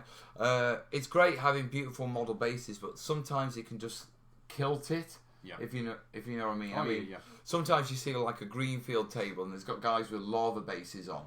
Yeah. And it spoils the illusion of wargaming. Now, there's nothing wrong with putting lava bases on your models, and there's nothing wrong with basing your models so they look awesome. Yep. Yeah, but if you're basing them to tie into a terrain system, you've got to realise if I'm going one way, I'm taking a step away from the other. Yep. And just be honest about that and to say, how far am I willing to go down this alternate path? Yeah. In my case, my Chindits will look silly on every other gaming table. I don't think they'll look silly, but they might not be exactly right. Yeah. I haven't finished the basing yet. Okay, yeah. They're going. No, trust me, mate. They're gonna look silly. Okay. Yeah, trust me, mate. Let's go with that then. Yeah, they're going to look silly. There is a section on that in the basing PDF, which is one of the add-ons, actually. Yeah. Because that was one of the core bits I wanted to put in the theory bit at the I think start. I think it's really important to have that. My your take on this, because you're a mini guy. Yeah, most of the games that I've played over the last couple of years have been sci-fi or post-apocalyptic. Yeah. So my terrain collection that's growing is all based around. It's got a lot of red dirt kind of stuff, and rusted metal. Yeah. So pretty much all of my basing that I do now is a mix. Of Right. that. And I'll try not to have all the bases in a single squad be all on like rusted metal or all on dirt. There's a bit of a mix through. So some of them will have all metal, all dirt, and some will have like 60% dirt covering the metal. Yeah. So that it's got a they look great just sitting on the shelf. Yeah. They look great on the painting table, but they fit in. You don't notice what They don't stand out. The bases don't stand out. The bases blend in, which lets the models stand out. Yeah, exactly. That's they what I'm frame trying them. to say. Yeah, it and frames they them, blend into the table rather than sort of makes them stick out from the table. Yeah, they were the words I was trying to use. Yeah. We're getting in there. Definitely. We're getting there. Alright, definitely good. Right, MJ Red. People are asking about payment methods for the Kickstarter. We've gone through all the details earlier. If you can't do it that way, best suggestion is either reach out directly, guys, rather than doing rather than doing asking questions that personal questions directly. And worst case scenario, find a mate, give him some cash. Well, this one here said, will the paying method for the book after the Kickstarter include being able to buy it with euros? Yeah. And with credit cards and that kind of thing, you pay. Yeah. I mean, it comes out of your bank in euros if you bank in euros. But for post Kickstarter delivery distribution, where we are talking to European distributors to get it into European stores, I would imagine it would be in euros. That people will be buying it in euros. Just as the US guys will be buying it in dollars and the Brits will be buying it in mini eggs from UK fulfillment. Yep, nice. Yeah. And the Australians will be buying it in dollary dues. Dollary dues. Dollary dues, that's the currency. Yeah, so more information on that coming soon, guys, as we know it. Yeah, Rusted. Thanks for the pledge on the book, Grot. Thank you, Grot. Thank you, buddy. Yeah. Cool. Another team member aboard. No, stop looking at it, Bose. Yeah. Question. Yeah, question. Rusted Beetle, my mate over at Adepticon. What are you looking to show or do with your family next year at Adepticon? Leave them in the hotel room while I go have a good time. You would never do that. No. Not really? Not the whole time. Maybe just for 3 out of the 4 days. Okay, 4 out of the 4 days. Dave is learning. To be truthful, send them back. Yeah. You'll take him to see Hobby Lobby. Yeah, God, can you imagine letting the Willow loose in there? I wouldn't. Can you imagine that? It cost me a fortune. You need another Kickstarter just to get it home. Yeah. she would run down the aisles. Oh, she would be in bliss. When she found the glitter aisle. Oh, can you imagine that? There's so many days. It's so fluffy. I don't want to think about it again. No, it's really fluffy. You're right. She would totally do that. But that would be fantastic. She would have a great time. I mean, to be perfectly honest about going back to Adepticon, I am going next year. I'm being no doubt. I'm going. Go. Yeah. I'm hoping next year it won't be as manic for me as this year, and I can actually engage in with it rather than documenting it. Yeah, I think so. I think that we definitely, because this was your first show. We talked about that earlier as well. It was your first time at Adepticon. There was just so much, and you didn't want to miss out. And not just that, I didn't want these guys to miss out. Pressures of the Kickstarter, there's so many factors involving that. Going as a punter was the very last factor. It was, yeah. You know what I mean? I was there as the train shooter to film the show. I was there as the train shooter to push the book. Yep. You know what I mean? And being a punter, you were there as the UK guy going over for the first time for exposure to America. Yep. So all those lots of of factors. Now saying that, I did get pickup games. Yep. Like Doom Ball. Grinder. Meat Grinder. That was brilliant fun. I won some chicken wings on that. I'll have it known that the guard broke before the Mel did.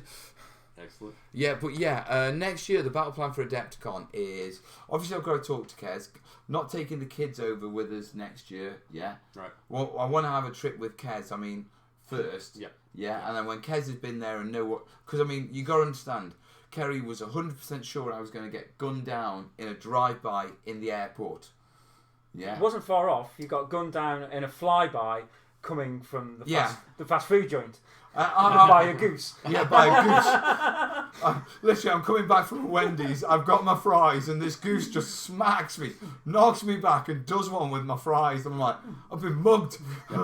Yeah, and that was the worst of the crime for Adepticon for me. Right, yep. Yeah, but no, the battle plan is leave the kids here. Yeah, get Kez used to Chicago and that sort of stuff. So when we come over next year, we're both orientated with the place, what goes on. Yep. Yeah, so we're better. And also the kids will be a couple of years older, and that way I won't feel so bad if Corbin goes, do you mind if we go pick up a pickup game?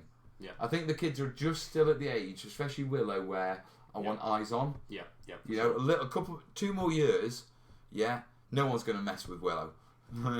She'll shank them. Yeah. Yeah. But, I think it's a good idea. It helps you plan. Yeah. And get your plans right. So, yeah. But it makes sense. My plan is make a bit of a holiday for it. Do a few days in downtown Chicago where the tourist stuff is. Yep. Yeah, because the Adepticon Hotel is so far out of Chicago, you might as well go on holiday to Chicago. Yeah.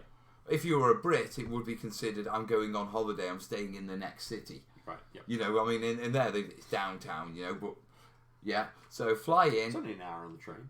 Yeah, exactly. But you know what I mean. I know. You know, I mean, we book holidays in Birmingham. Yeah. You know, for a weekend away and stuff like that. So, few days here in Chicago. Yeah, downtown. Do the tourist stuff.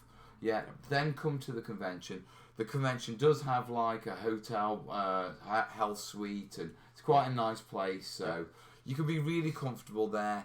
On top of that, I think there's enough going on that Kerry can go in, have nose at interesting things. Yep. Kerry does like rolling dice. She does like playing games, and there's lots of quirky games. Yep. Yeah. So I can see her. You know, I'm having a bit of this, and then on top of that, I discovered the hotel does a free shuttle. Yeah, to anywhere within 3 kilometres. Right. Yeah, so they'll take you. Yeah. Or they do an hourly shuttle to the local mall. Yep. So Kerry is going to be fine. The Schaumburg Mall is huge. Yeah, there's so much going on there. There's no shuttle. Don't tell Kerry there's a shuttle to the mall. Okay. Yeah. No, mate, don't do that. Okay. Yeah. Baggage allowance and it'll cost me a fortune. She's not going to watch this then, is that what you're saying? She's already heard. She said she'll be like, we're going the mall. I'm sorry, I didn't mean to say it that loud. Yeah. No, So yeah, that's the plan next something year. in there. She might not have heard. She's got Yeah. the laptop on. Yeah. That's the plan next year. Excellent. Mel, there is a swimming pool and a hot tub inside the hotel. Didn't know if you noticed that. To be truthful, I don't think many of the gamers there noticed there was a swimming pool. Yeah, I should have gone swimming, but I didn't take my trunks. Yeah, okay, moving and on. he didn't leave with his pants. Yeah. Left them there. Okay, one for Dave, Friends of General Haig. How does the $7 PDF extra work on Kickstarter? I want both, so do I add 14 to my pledge and I'm in? Yep. So Kickstarter itself, only the only thing there's 2 things it can track, and one of them is the pledge level that you're on, and the dollar amount that you've pledged. They're the only things that Kickstarter can track, which is where things like BackerKit as a pledge manager those businesses have been able to step in. So yeah, you just add $7 for whichever add-on you want. If you want both of them, $14, and you add that to your dollar amount. You keep your pledge level at whatever you've chosen. Add that to your dollar amount, and then at the when we get ready to launch the pledge manager, you'll receive an email. It'll have a quick survey in it. The pledge manager is basically like a shopping cart where we actually take your postal details. We actually figure out what you want with the money you pledged. Yeah, there'll be like little graphics that'll say the color reference card, the basing PDF, that kind of thing, and you get to go through and say, okay, it'll say, okay, let's say you pledged for the book. You pledged for one book, $45. You've got $14 credit. Then you get to pick those 2 things that you want. Yeah. And it's very simple, very straightforward. And what we'll do is we'll probably do a quick video live stream, something, take someone through it. I think we should totally do that. Yeah. That'd be great. I mean, I'm a backer, so I'll up my pledge. I'll go along. I'll show you can pick. We'll stream it. We'll do it on a stream, and then if anyone wants to, we'll just clip it and watch. Anyone can just point to it if they're unsure. Yeah. So don't worry, we got your back. Yep. Yeah, just have ours. And don't forget that if you jumped on the Kickstarter early on and haven't gone back to it because you don't think you needed to, there are 2 add-ons. 2 add-ons now that have been added. One is a colour reference card, so that you don't need to paint in the book to try and match the colours that Mel's using. Still can. That card is what it's for. Don't paint in your book, especially if you signed it. Paint on the colour card. And then the other one paint on my signature. Is a one that's all about bases for miniatures. Yep. Yeah, the basing guide. That's going to be a good one. I get asked so much for that. Yeah. So if you're not sure, go back to Kickstarter. Check them out at the bottom of the campaign page and look at the add-ons. Right, B-Mod is saying Twitch only Twitch comments showing up on Twitch. I think Restream is having a problem with its reposting bot, mate. Nothing I can do about that, so we'll just roll with it. It might be back. It looks like it just popped back. Yeah, watch it. It varies. Yeah. It can be what you call it. Alright, thanks, job guy. It's Canadian dollars, so it's about 50p. It's not, and I appreciate it, mate. Thank you, buddy. Yeah, okay. Next question. We've only got 5 more questions. Yeah, job guy, I haven't been gluing the... Job guy, nice timing, dude. Yep. Yeah, I haven't been gluing the circular stands on my miniatures, and I'm just standing them on their smaller pre-existing bases. Less stable, but much more realistic. Am I a fool? No, you're not a fool, okay? As long as you're willing to accept what you're doing. Yeah, if you're happy with keeping them on the precast metal ovals, and the way you're playing. I mean, the base, to be truthful, it's about stability. It is totally about stability. Yeah, because quite often terrain is undulating. Yeah, so the base gives that model a bit of stability, especially with the tendency of the wargaming industry to make models that are very happy. Yes. With their arms in their air and shouting out. You know, it's very rare you see a model with his arms folded. I mean, the vast majority of British squaddies I've seen, you know, in passive motion is like this or like this. You know what I mean? They're not. Yeah, not running around. Yeah, you know. So our models can be top heavy, so it's a stability thing. Yeah, if that thing isn't an issue and you can get away with a smaller base and you're happy with that and they're not falling over, fill your boots, mate. You go for it. Yep. Yeah, exactly. Absolutely. That's not a fool thing to do.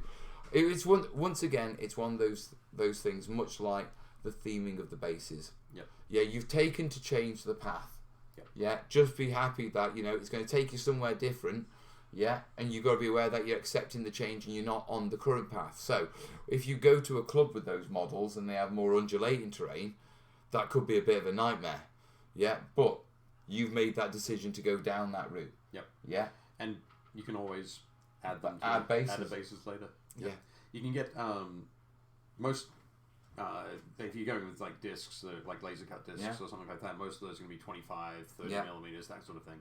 But generally with those companies that do laser cutting, if you wanted to go with something smaller, like a 20 mil round, you can probably, you might be able to place a custom order. Yeah. So, in fact, I've seen 20 mil bases. There are various bases in the UK, and I'm sure in the US, that do circles of all different sizes. Yep. Another thing with bases, just remember, is with the MDF ones, you can actually get a blade and bevel them.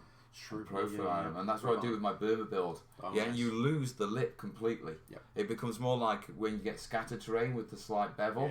Yeah, so that works well. I did that on my Chindits, and I prefer them a lot more. Although for my Legion, from Uncertain Scenery, my mate Craig. His missus, I used to go to college with her. So he's down the road. So when he comes out, he does these like do you see what it's like 2x2 MDF tiles? Yeah, with all the like roads and underpasses. Yep. That's his stuff. Okay. But he did me some clear acrylic discs. Nice. Yeah, so I can put those on my Legion and I can have them in any environment. Yep. Yeah, and I quite like that, to be truthful. Yep. I'm going to jump in on that one. Go on. I think that's a great. I like that approach, particularly for something like Legion, because you've got so many environments to play. Yeah, I mean, And if you're playing regularly, that's fantastic. I personally don't get to play anywhere near as much as I'd like. So my models spend a lot of time on the shelf. Yeah. So I really like them to have a little... You like them presented. Their own tiny little diorama base kind of thing, you use it to frame it. I do. Whereas in Legion, I'm using clear bases to basically enable them to look right on more different types of terrain. Yep. So what I'm saying is I'm jealous. Basically. Right, Andrew saying, did you fall to the small bargain at TT Combat? The Song of Fire and Ice. I didn't need to. Yeah, I'd already realised that I don't want to get into that game when they were literally throwing boxes at me. At Adepticon. Because it was in the swag bag.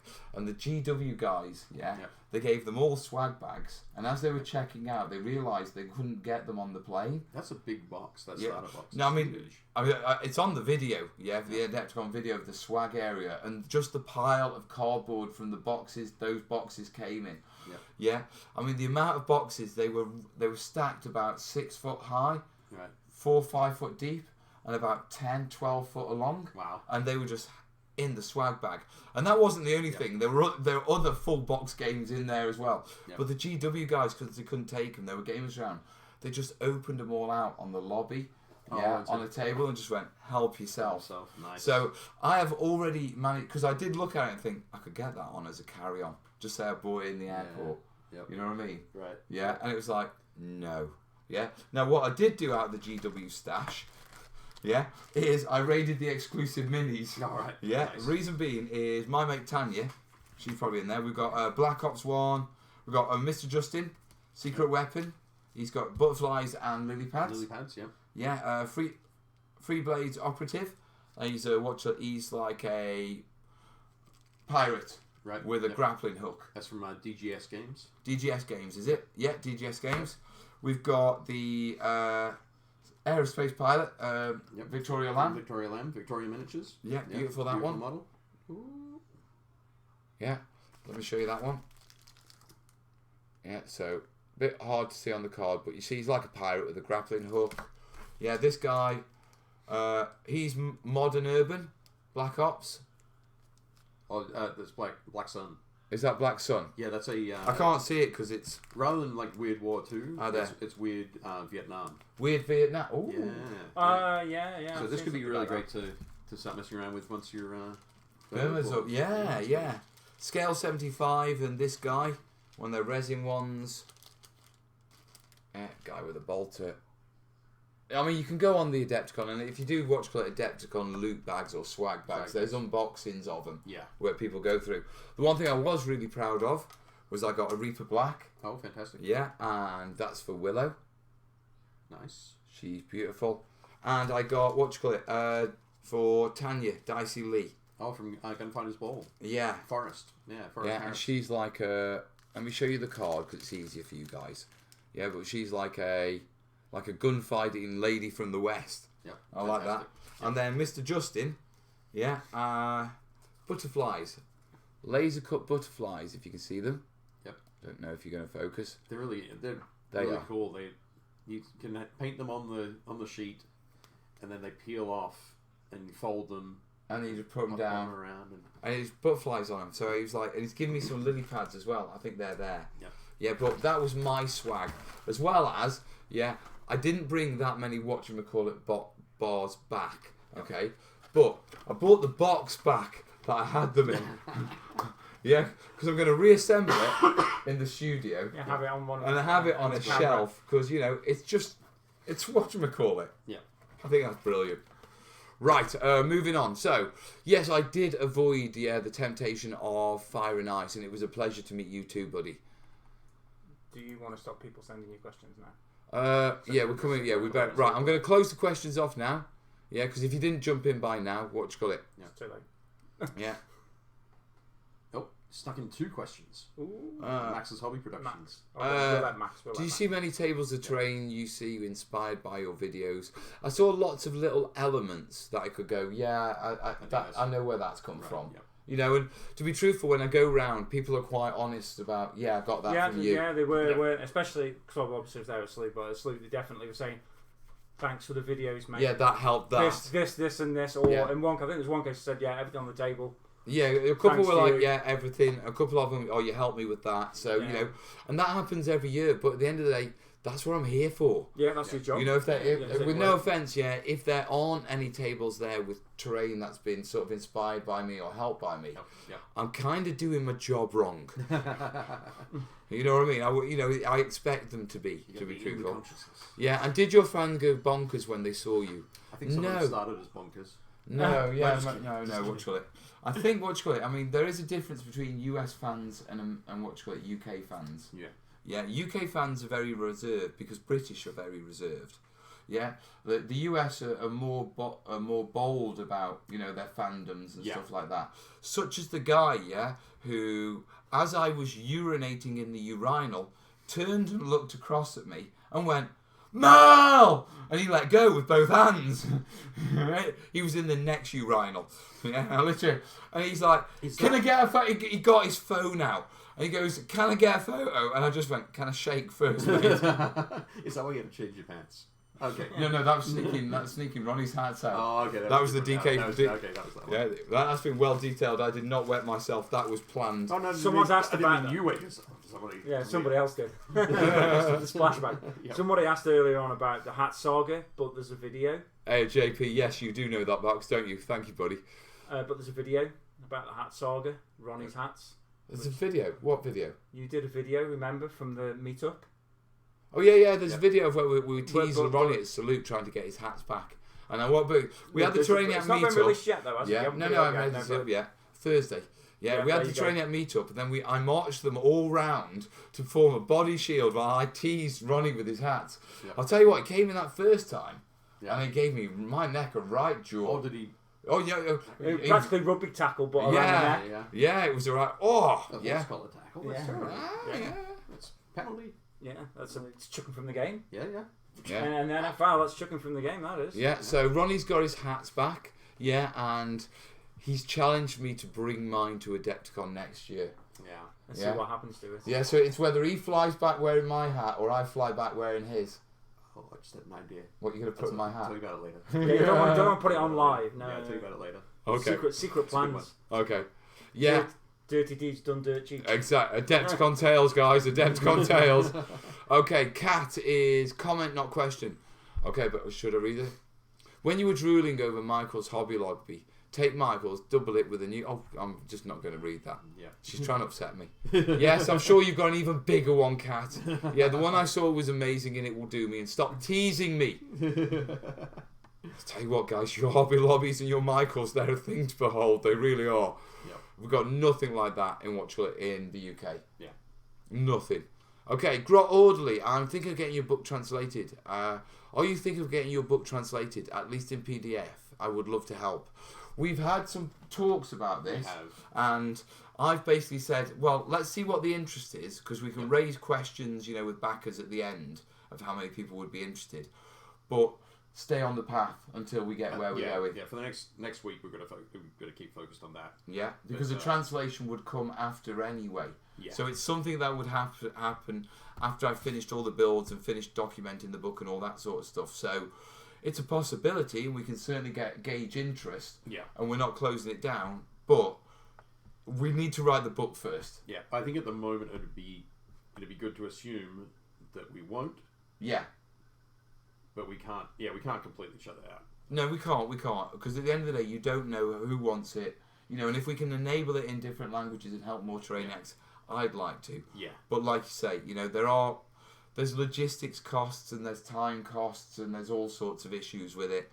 Yep. And so that, it's one of these situations where, it's on our, let's have a really good look at this list. Yeah.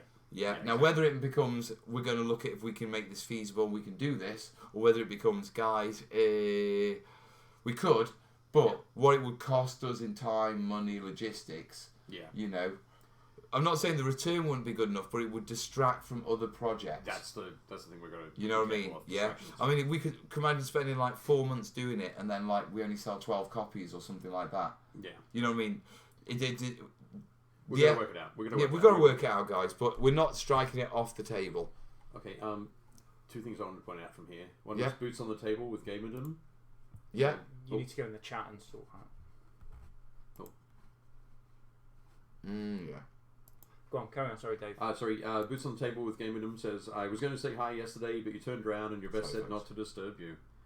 Yeah. Fantastic. That's somebody reading your vest and paying attention. Yeah. Good job. Good job. Thank you, buddy. Well, you could have disturbed me, and I was with him wearing the same vest, and then I would have disturbed Mel for you. If you don't understand what we're talking about, when I normally do salutes, because people can't see me filming, they come behind me, recognise me, and start talking to me. Yeah, so I get a lot of interrupted videos. So this year I put on a high vis. Yep. Yeah, and across the back of it, I had TTT at work. Yeah, don't stop me now. I'm having such a great time. I'm filming away. Yep. Yeah, and then what was it? Filming in progress at the bottom. Yeah, do not disturb. Yeah, filming in progress. Yeah. Well, basically I had this on my back so they wouldn't disturb me. Yeah. Do you know what? I almost got into the craft show. All right. Yeah, across the corridor there was a craft show. I was going out for a fresh air break and I'm like, craft show? I looked at my high vis, and I'm thinking, I'm looking at my camera, I'm wide up, I've got mics and all this sort of stuff. Yeah, I just started filming. I said, and now we're heading into this section. I managed to get 16 foot into the hall before someone went, that badge ain't for here, mate. Right. And they spotted salute. Yeah. And if I tucked it down, I would have got away, and I would have got into the craft show opposite as well for a quick nose round there. Yeah, nice. Yeah, but I got caught out. But yeah, we had these high vis jackets on. Yeah, But just to explain, the high vis jackets were stop people interrupting Mal as he was videoing a table. Oh god! So as he was talking over it and stuff. I think there needs to be a hat grinder game at Adepticon. That was the other one I was going to point out. Yeah. Oh, good work, Robert. God, that was scary. Oh, that's a great idea. Ronnie. How confident are you, son? Yep. That's That'd be great. Then again, when I went to Meat Grinder, they were like, "You got to bring a mini." And they turned around and said, "You've got to bring a painted mini to put on the Meat Grinder game." And I went, "I've only got one mini," and they went, "Bring that." I went, it's pre-released Hellboy painted by Dave Taylor for my daughter. Yeah, and they were like, no, don't bring that. You can't put that on the table. I'm so glad you didn't. That was good. Oh, I wouldn't have, mate. I wouldn't. I was That's tempted. cool. Boots on the Table suggests maybe Jace should have another vest saying it's okay to annoy me. Yeah. Talk to me. Yeah. Please disturb. Yeah. Please disturb quietly. Yeah. Yeah. Okay. Right. Let's disturb me, and I'll disturb Mel for you. Yeah. I'm absolutely out of scoop with the screen. Give it a refresh, Cat. Right. So Second to last question. Okay, give us a conclusion of Mr. Impossible hat and what happened. just Well, on we that. just covered that. We took the gang up. He did get all 3 of his hats back, but we made him go for every single one, didn't we? Made him wait for it. And to be truthful, I shook the guy's hand at the end of it. I went back, shook his hand, and Ronnie's... Look, it's a bit of banter between industry folks, so don't make it anything more than it is. It's just a bit of a laugh that we decided we'd carry from Adepticon to Salute. If the fact was that I didn't know that I'd be seeing him in 3 or 4 days... you would. I would have... I'd have nicked his hats and have made sure he chased me around Adepticon for him. Right, Ronnie! And with long corridors, good lead.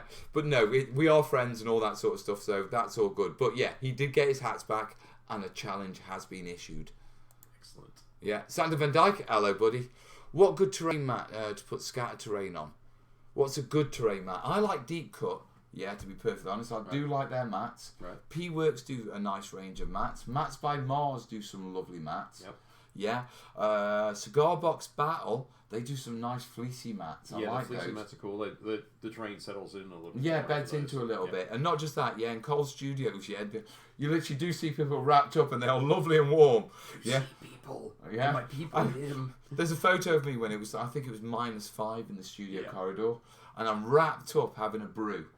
In one of these, I've got my Willow hat on, my Monster hat on, and I just don't care. I am warm.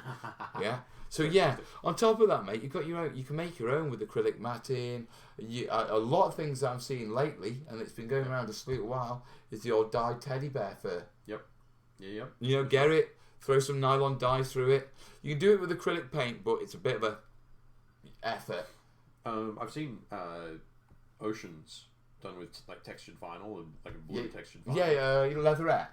Yeah, Blue leatherette. That's a common theme. What do you call it? They had 4 different types in Hobby Lobby. I can't even get it round here.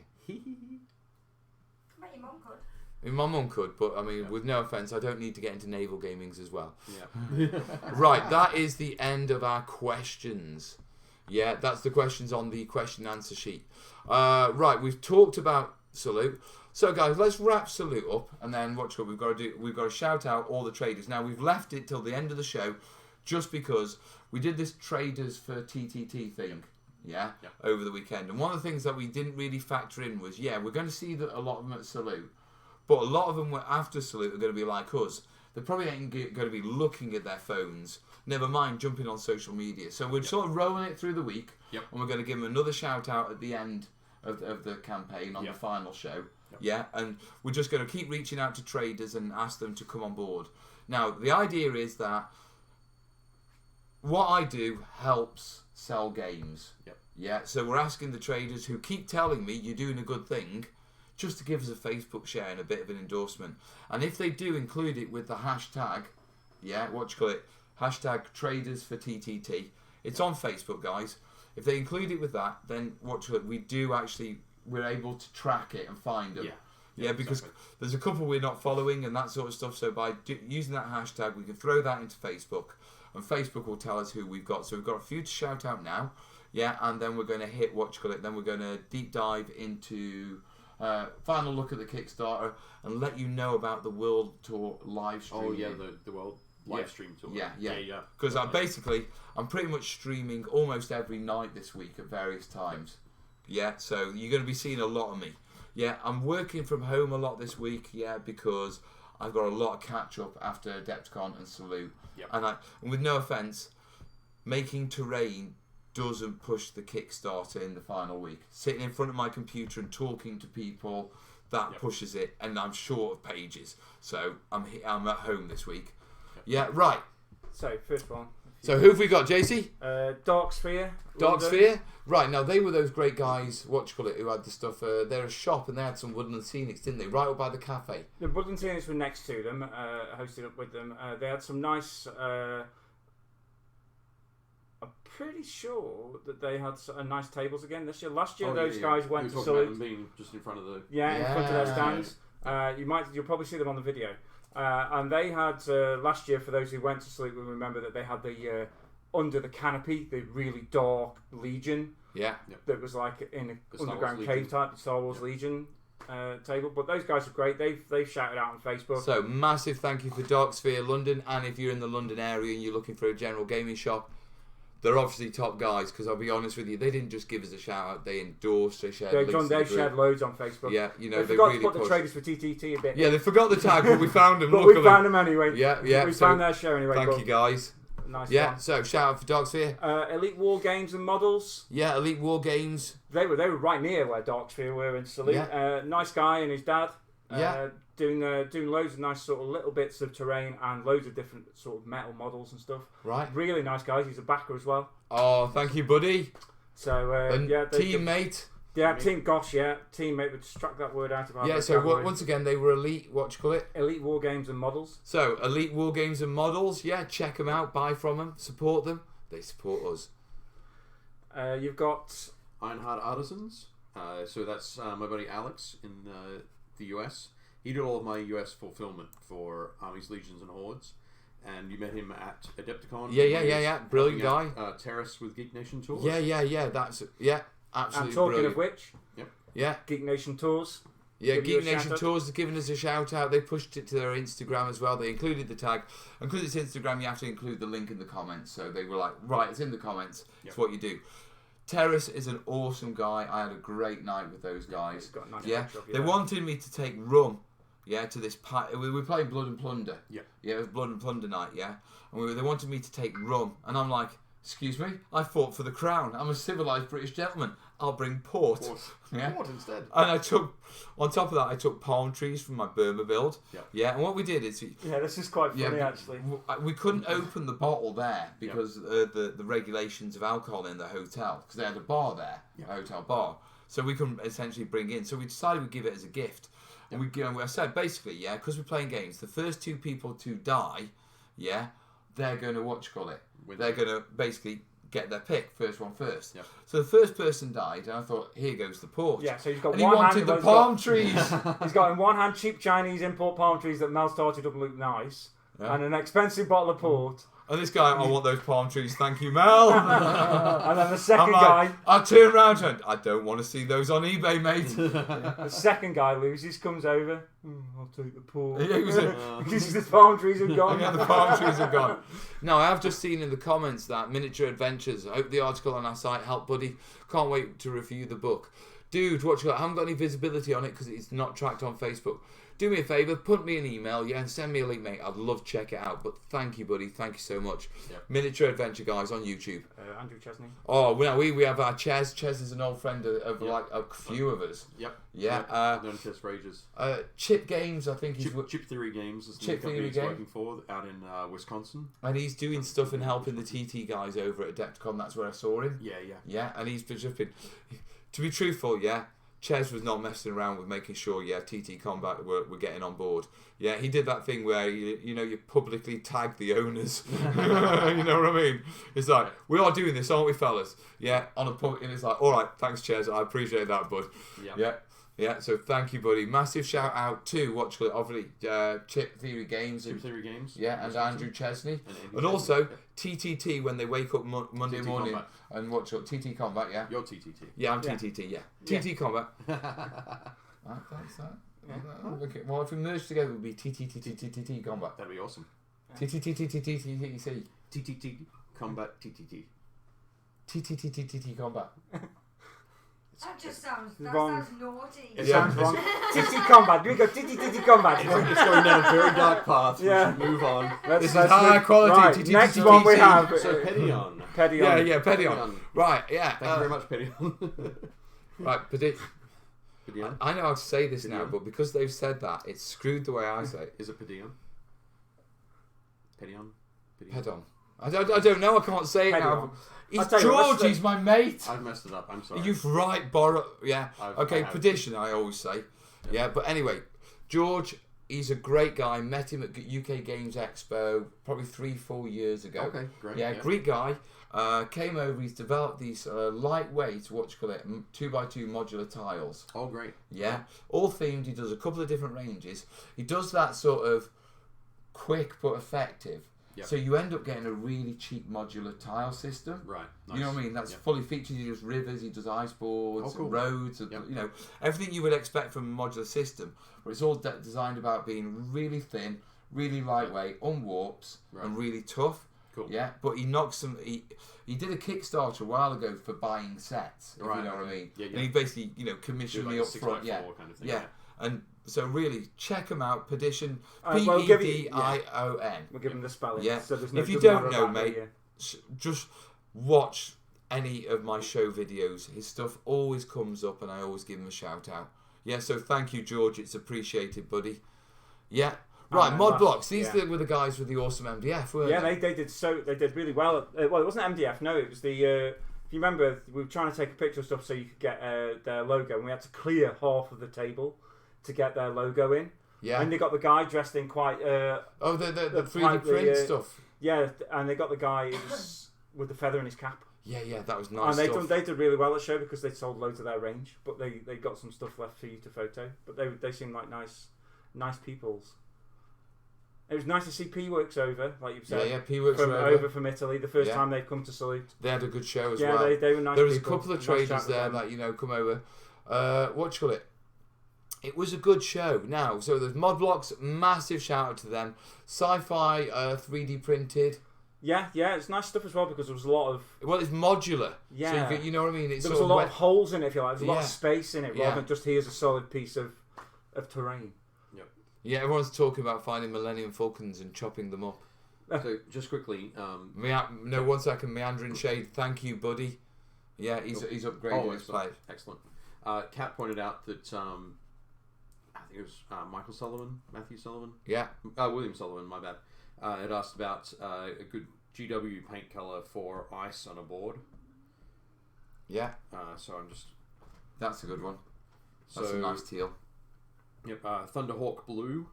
Yeah, that's a dry paint, and it's also it's less teal in the layer paint version of it. Right. Okay. Right. Just to wrap that up. Right. That is all our traders for TTT. We've got visibility on at the minute. Okay. Like I say, to be perfectly fair. Yeah, we did sort of throw it out, and we give them a short notice. It is the weekend. We didn't throw it out till after Friday. Yeah, and with Salute, there's going to be loads of guys who aren't even hitting the office until Monday, Tuesday. Well, if it's anything like us, it was manic. Well, I mean, I know Ronnie, for example. I know a couple of the Warlord guys have got Monday off because they work, and that's quite common. You know what I mean? You get back from Salute, and you need to decompress. Yeah, so we'll shout out more through the week, especially on the last show, the party show. Be there for the party show next Sunday. On top of that, if you are friendly with traders, tell them to Google #traders for TTT. You know what I mean? We've got 6 days to go. We have 3,303 backers. Teammates. 395%. We're 5% off 400% funded. Yeah, 4 times funded. We are so close to finishing this, and we are slowly creeping back towards, gaining those last few pages. Yeah. I mean, Dave's been an absolute star. Dave's basically took his quality upgrades, which should have come by now, and he's put them at the end if we get all the pages. Yeah. So you put pages first. Yeah. I mean, it's definitely the thing we want to get in the book. We want to make the best book, and the best book's going to have the best information. Yeah. So that's where we want to focus. Yeah. So that's our focus. 176 pages. Yeah, and then that's where we're aiming for. We need your help to do it, guys. Yeah. Talk to your traders. Don't bully them. Don't publicly shame them for not doing it or anything like that. That's just bad form. I don't like stuff like that. Publicly calling people. Yeah, but if you are friendly with a trader, you're a big regular customer. Say, just send them. Are you aware of this? I mean, he's doing a shout out on his channel with 119 or whatever thousand people I've got. Yep. I haven't looked in ages, to be truthful. It's possible not. Yeah. And, am I up to? Jason's going to have a quick look now, but while he does that, a couple of other good colours for ice from GW, William, are there's a Citadel layer paint called Lothan Blue. Would be a good one, and there's one from their air range, but I think there's also a layer version of it called Temple Guard Blue. Right. But I think it's we're really looking at the ones that are that bit of a teal. That's like basically a little bit of a greenish tinge. Yeah, basically you're looking for a blue with a bit of a greenish tinge to it. Yeah. So before it gets to turquoise. Yeah. Sort of on its way to turquoise. Teal sort of sits in between blue and it sits sort of more closer to the blue than turquoise. Yeah. You know what I mean? And turquoise is closer to the green than than the blue. Yeah. So if you imagine they're sitting at sort of either side of each other. Yeah. Yeah. So worst case scenario, mate, put a little green in your blue paint. Yep. But saturated blues. So right. Okay. Well, saturated blue. 117,000. Tom Wilson's. I've upped our pledge to the top pledge and added the extra stuff. You star. Cool. Absolute star. Tom Wilson. Thank you, buddy. Teammate. 117,000 subscribers. 117,000, yeah. So, let them know, that if they do it and they make sure they include the hashtag, or they message me and say, hey, Mel gave you a shout out, I'll give them a shout out back. I share the love here. Yeah, but above all, don't publicly bully them. That's not good form. Just simply go along. If you're friendly with a trader, if you're a good customer, speak to him private message. Are you aware? Did you know he's shouting them out? And, he is a good guy and he could do with the help to get these last pages. Yeah. That would be brilliant. In the meantime, we're going to be doing our thing, so we will have more guys to shout out over there. Yeah, B Moz has added the PDF basing to my 2 books. Excellent. Cool. Thanks very much, B Moz. We're going up, we're getting closer and closer. We are 7,000 off.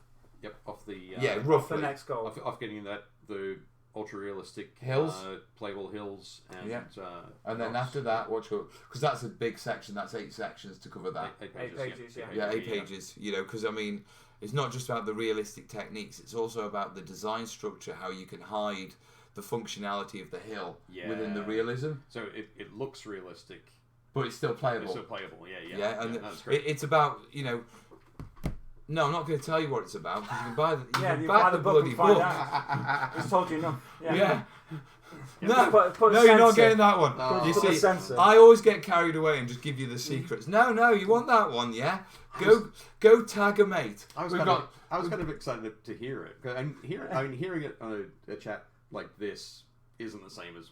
It's not going to be the same as reading it in the book and having the pictures there. No. There's a few core techniques, and if I give them out broadly, then they're gone. Oh. Yeah, that's the extra padding I can show them. But no, I'm sorry, no. I tried. I'm being a tease. You are. I'm teasing you. Dirty tease. Yeah, calm down, Taylor. Let's go down that same dark path. Yeah, that's where we go down there. Sorry, I'm going to take a drink. Yeah, you do that. Stop worrying about you lot, I tell you. What happens at the con stays at the con. Rachel was like, booking your separate hotel. The irony is, Rachel said she was getting a bit concerned about what was going on. The irony is, separate hotel rooms in separate hotels in separate cities. Yeah. The irony is, in the past 2 weeks, if you combine these two gentlemen together, I've spent more time in a bedroom with these than I have with my wife. You have. Yeah, you know what I mean? Combination. What have we had about 3 nights. And then you've been up and working and out. Yeah, you've been working, and then we've had family stuff to deal with and that sort of stuff. So it's all right. It's only a week to go. A week to go. I'll see you in a week, darling. Yeah, I know. Yeah. So yes, listen, guys. Sam says you're a TTTs. Nice one, Tom. Tam. Yes, I am. But if you want to know how to make beautiful looking hills that you can still play over, easily, I do. Yeah, then guys, and that's 7,000. Part of it's actually inspired, by Goose Green. Okay. Yeah, because of the way the Goose Green hills were laid with the stratified rock. Right. Yeah, it's very clever, but you'll like it. You'll like it a lot. And we're only $7,000 away from that. So I know. So give a push. Reach out to your trader guys for us, because I know pretty much all of you are backers. Yeah, and you must be by now, surely. Yep. Yeah, and if you aren't, you're already planning to figure out how you can become one. Yeah, but reach out to your traders that you're friendly with. reach out in private, just make them aware of it and let them know that we will shout them out. Yeah. On top of that, tag a mate. Yep. Yeah, if you've got a mate who hasn't seen this, I mean, you know when I was, I was Salute. There are a few guys who come up to me to shake my hand who didn't know what this was. Right. Yeah, postcard out of the back pocket. Yeah, so I mean, there are people who still like me, Mal, who make the effort to come book. shake my hand, who haven't watched the channel in the past month or so. Yep. Yeah, and just they've missed it. Yeah, so feel free to share it like we did at the beginning of the campaign. Yeah, this last week's going to be about sharing the hell out of it. Yeah, share it again. One last massive your friends, push. family. See if we can end with those neighbours. pages. And has pointed out. Yeah, and then finally, our final point is the world tour. Now, because you can't stand still, you've got to move it. Yeah, we've got to all around the world. Yeah, we've got to move it. Move it. Okay. Yeah, but basically, because I'm going to be working from home this week. What are we then, the TT Pansies? Yeah, because I'm working from home this week. It's easy, and because the various places we're streaming means it's through the evening, and I'm on American time anyway at the minute, so I might as well just ride it through and then just watch it, just take it till we end the Kickstarter. But it basically means that Tuesday we are doing basically Central Europe. It's Europe, Western Central Europe. Yeah, so it's 1 hour. Yeah, so I think I'm starting at about what. So it'll be 7:30 in Central Europe, European time. Yeah, and I'll be starting probably an hour or two UK time. But basically, all the times for these shows are 7:30 p.m. Yep. Okay, whole week, all the way in the local time. Yeah, in your local time. So, tonight, obviously Sunday night at 9 p.m. But what's it? We got World Tour Part 1 Europe Tuesday, April 9th. So this Tuesday coming. It'll be 7:30 Western/Central European time. That is 6:30 UK time. So basically, we jump for the Tuesday show. We're jumping in sort of an hour time wise. Part 2, which is Wednesday. We're going to be doing Australia and Asia. It will be 7:30 p.m. Australia Asia time. Well, Adelaide, Tokyo time. Adelaide, Adelaide, Tokyo. 6 p.m. Perth, 8 p.m. Sydney. UK time, middle of the bloody night, guys. You won't be up for that one. And if you are, I'll see you there. I'll be the only other Brit on the stream.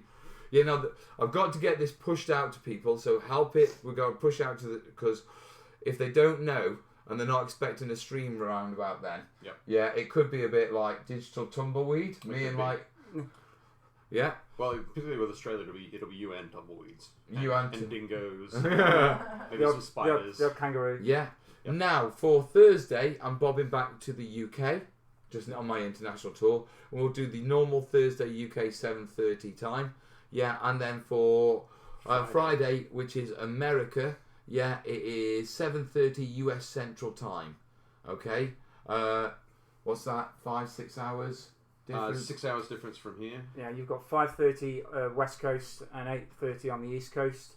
So either way, I'll be scheduling the streams after one another. So the very first one, the Tuesday one will go. I'll schedule that tomorrow.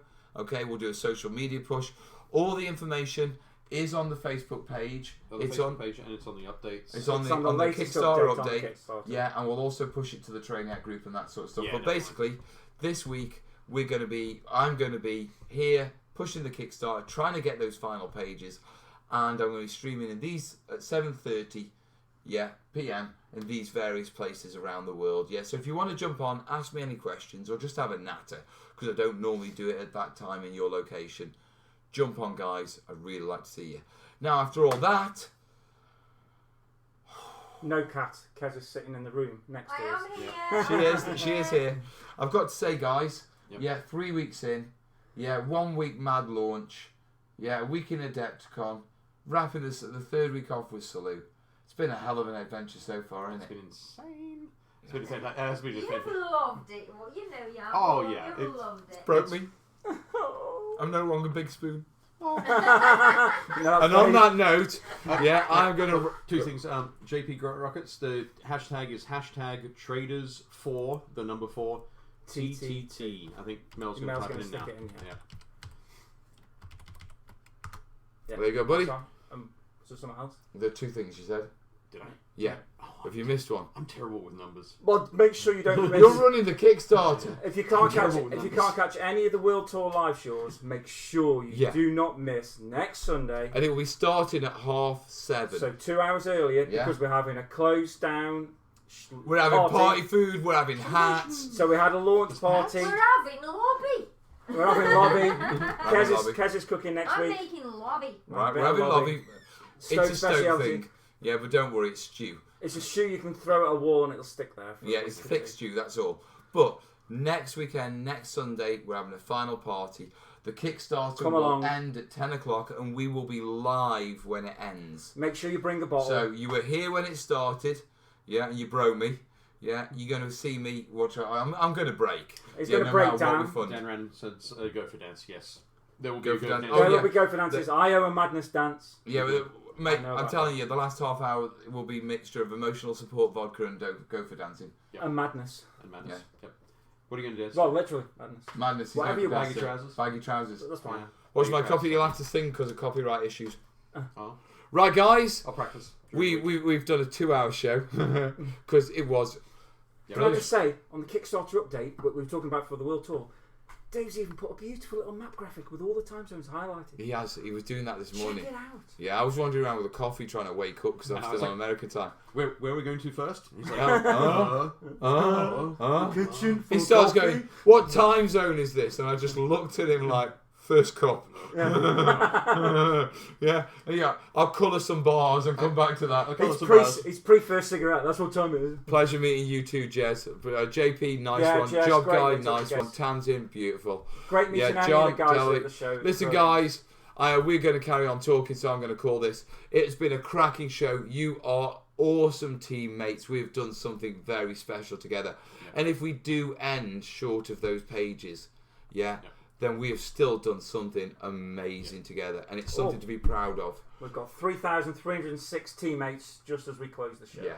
So, guys, here's to a week of streaming and a week of sharing and tagging. Let's make it happen. 16 pages and see where we go. The job guy says, remember to sleep. That's for you. Yeah. In a week. We'll all try. Right. Latest, guys. Ta-ra. Cheers.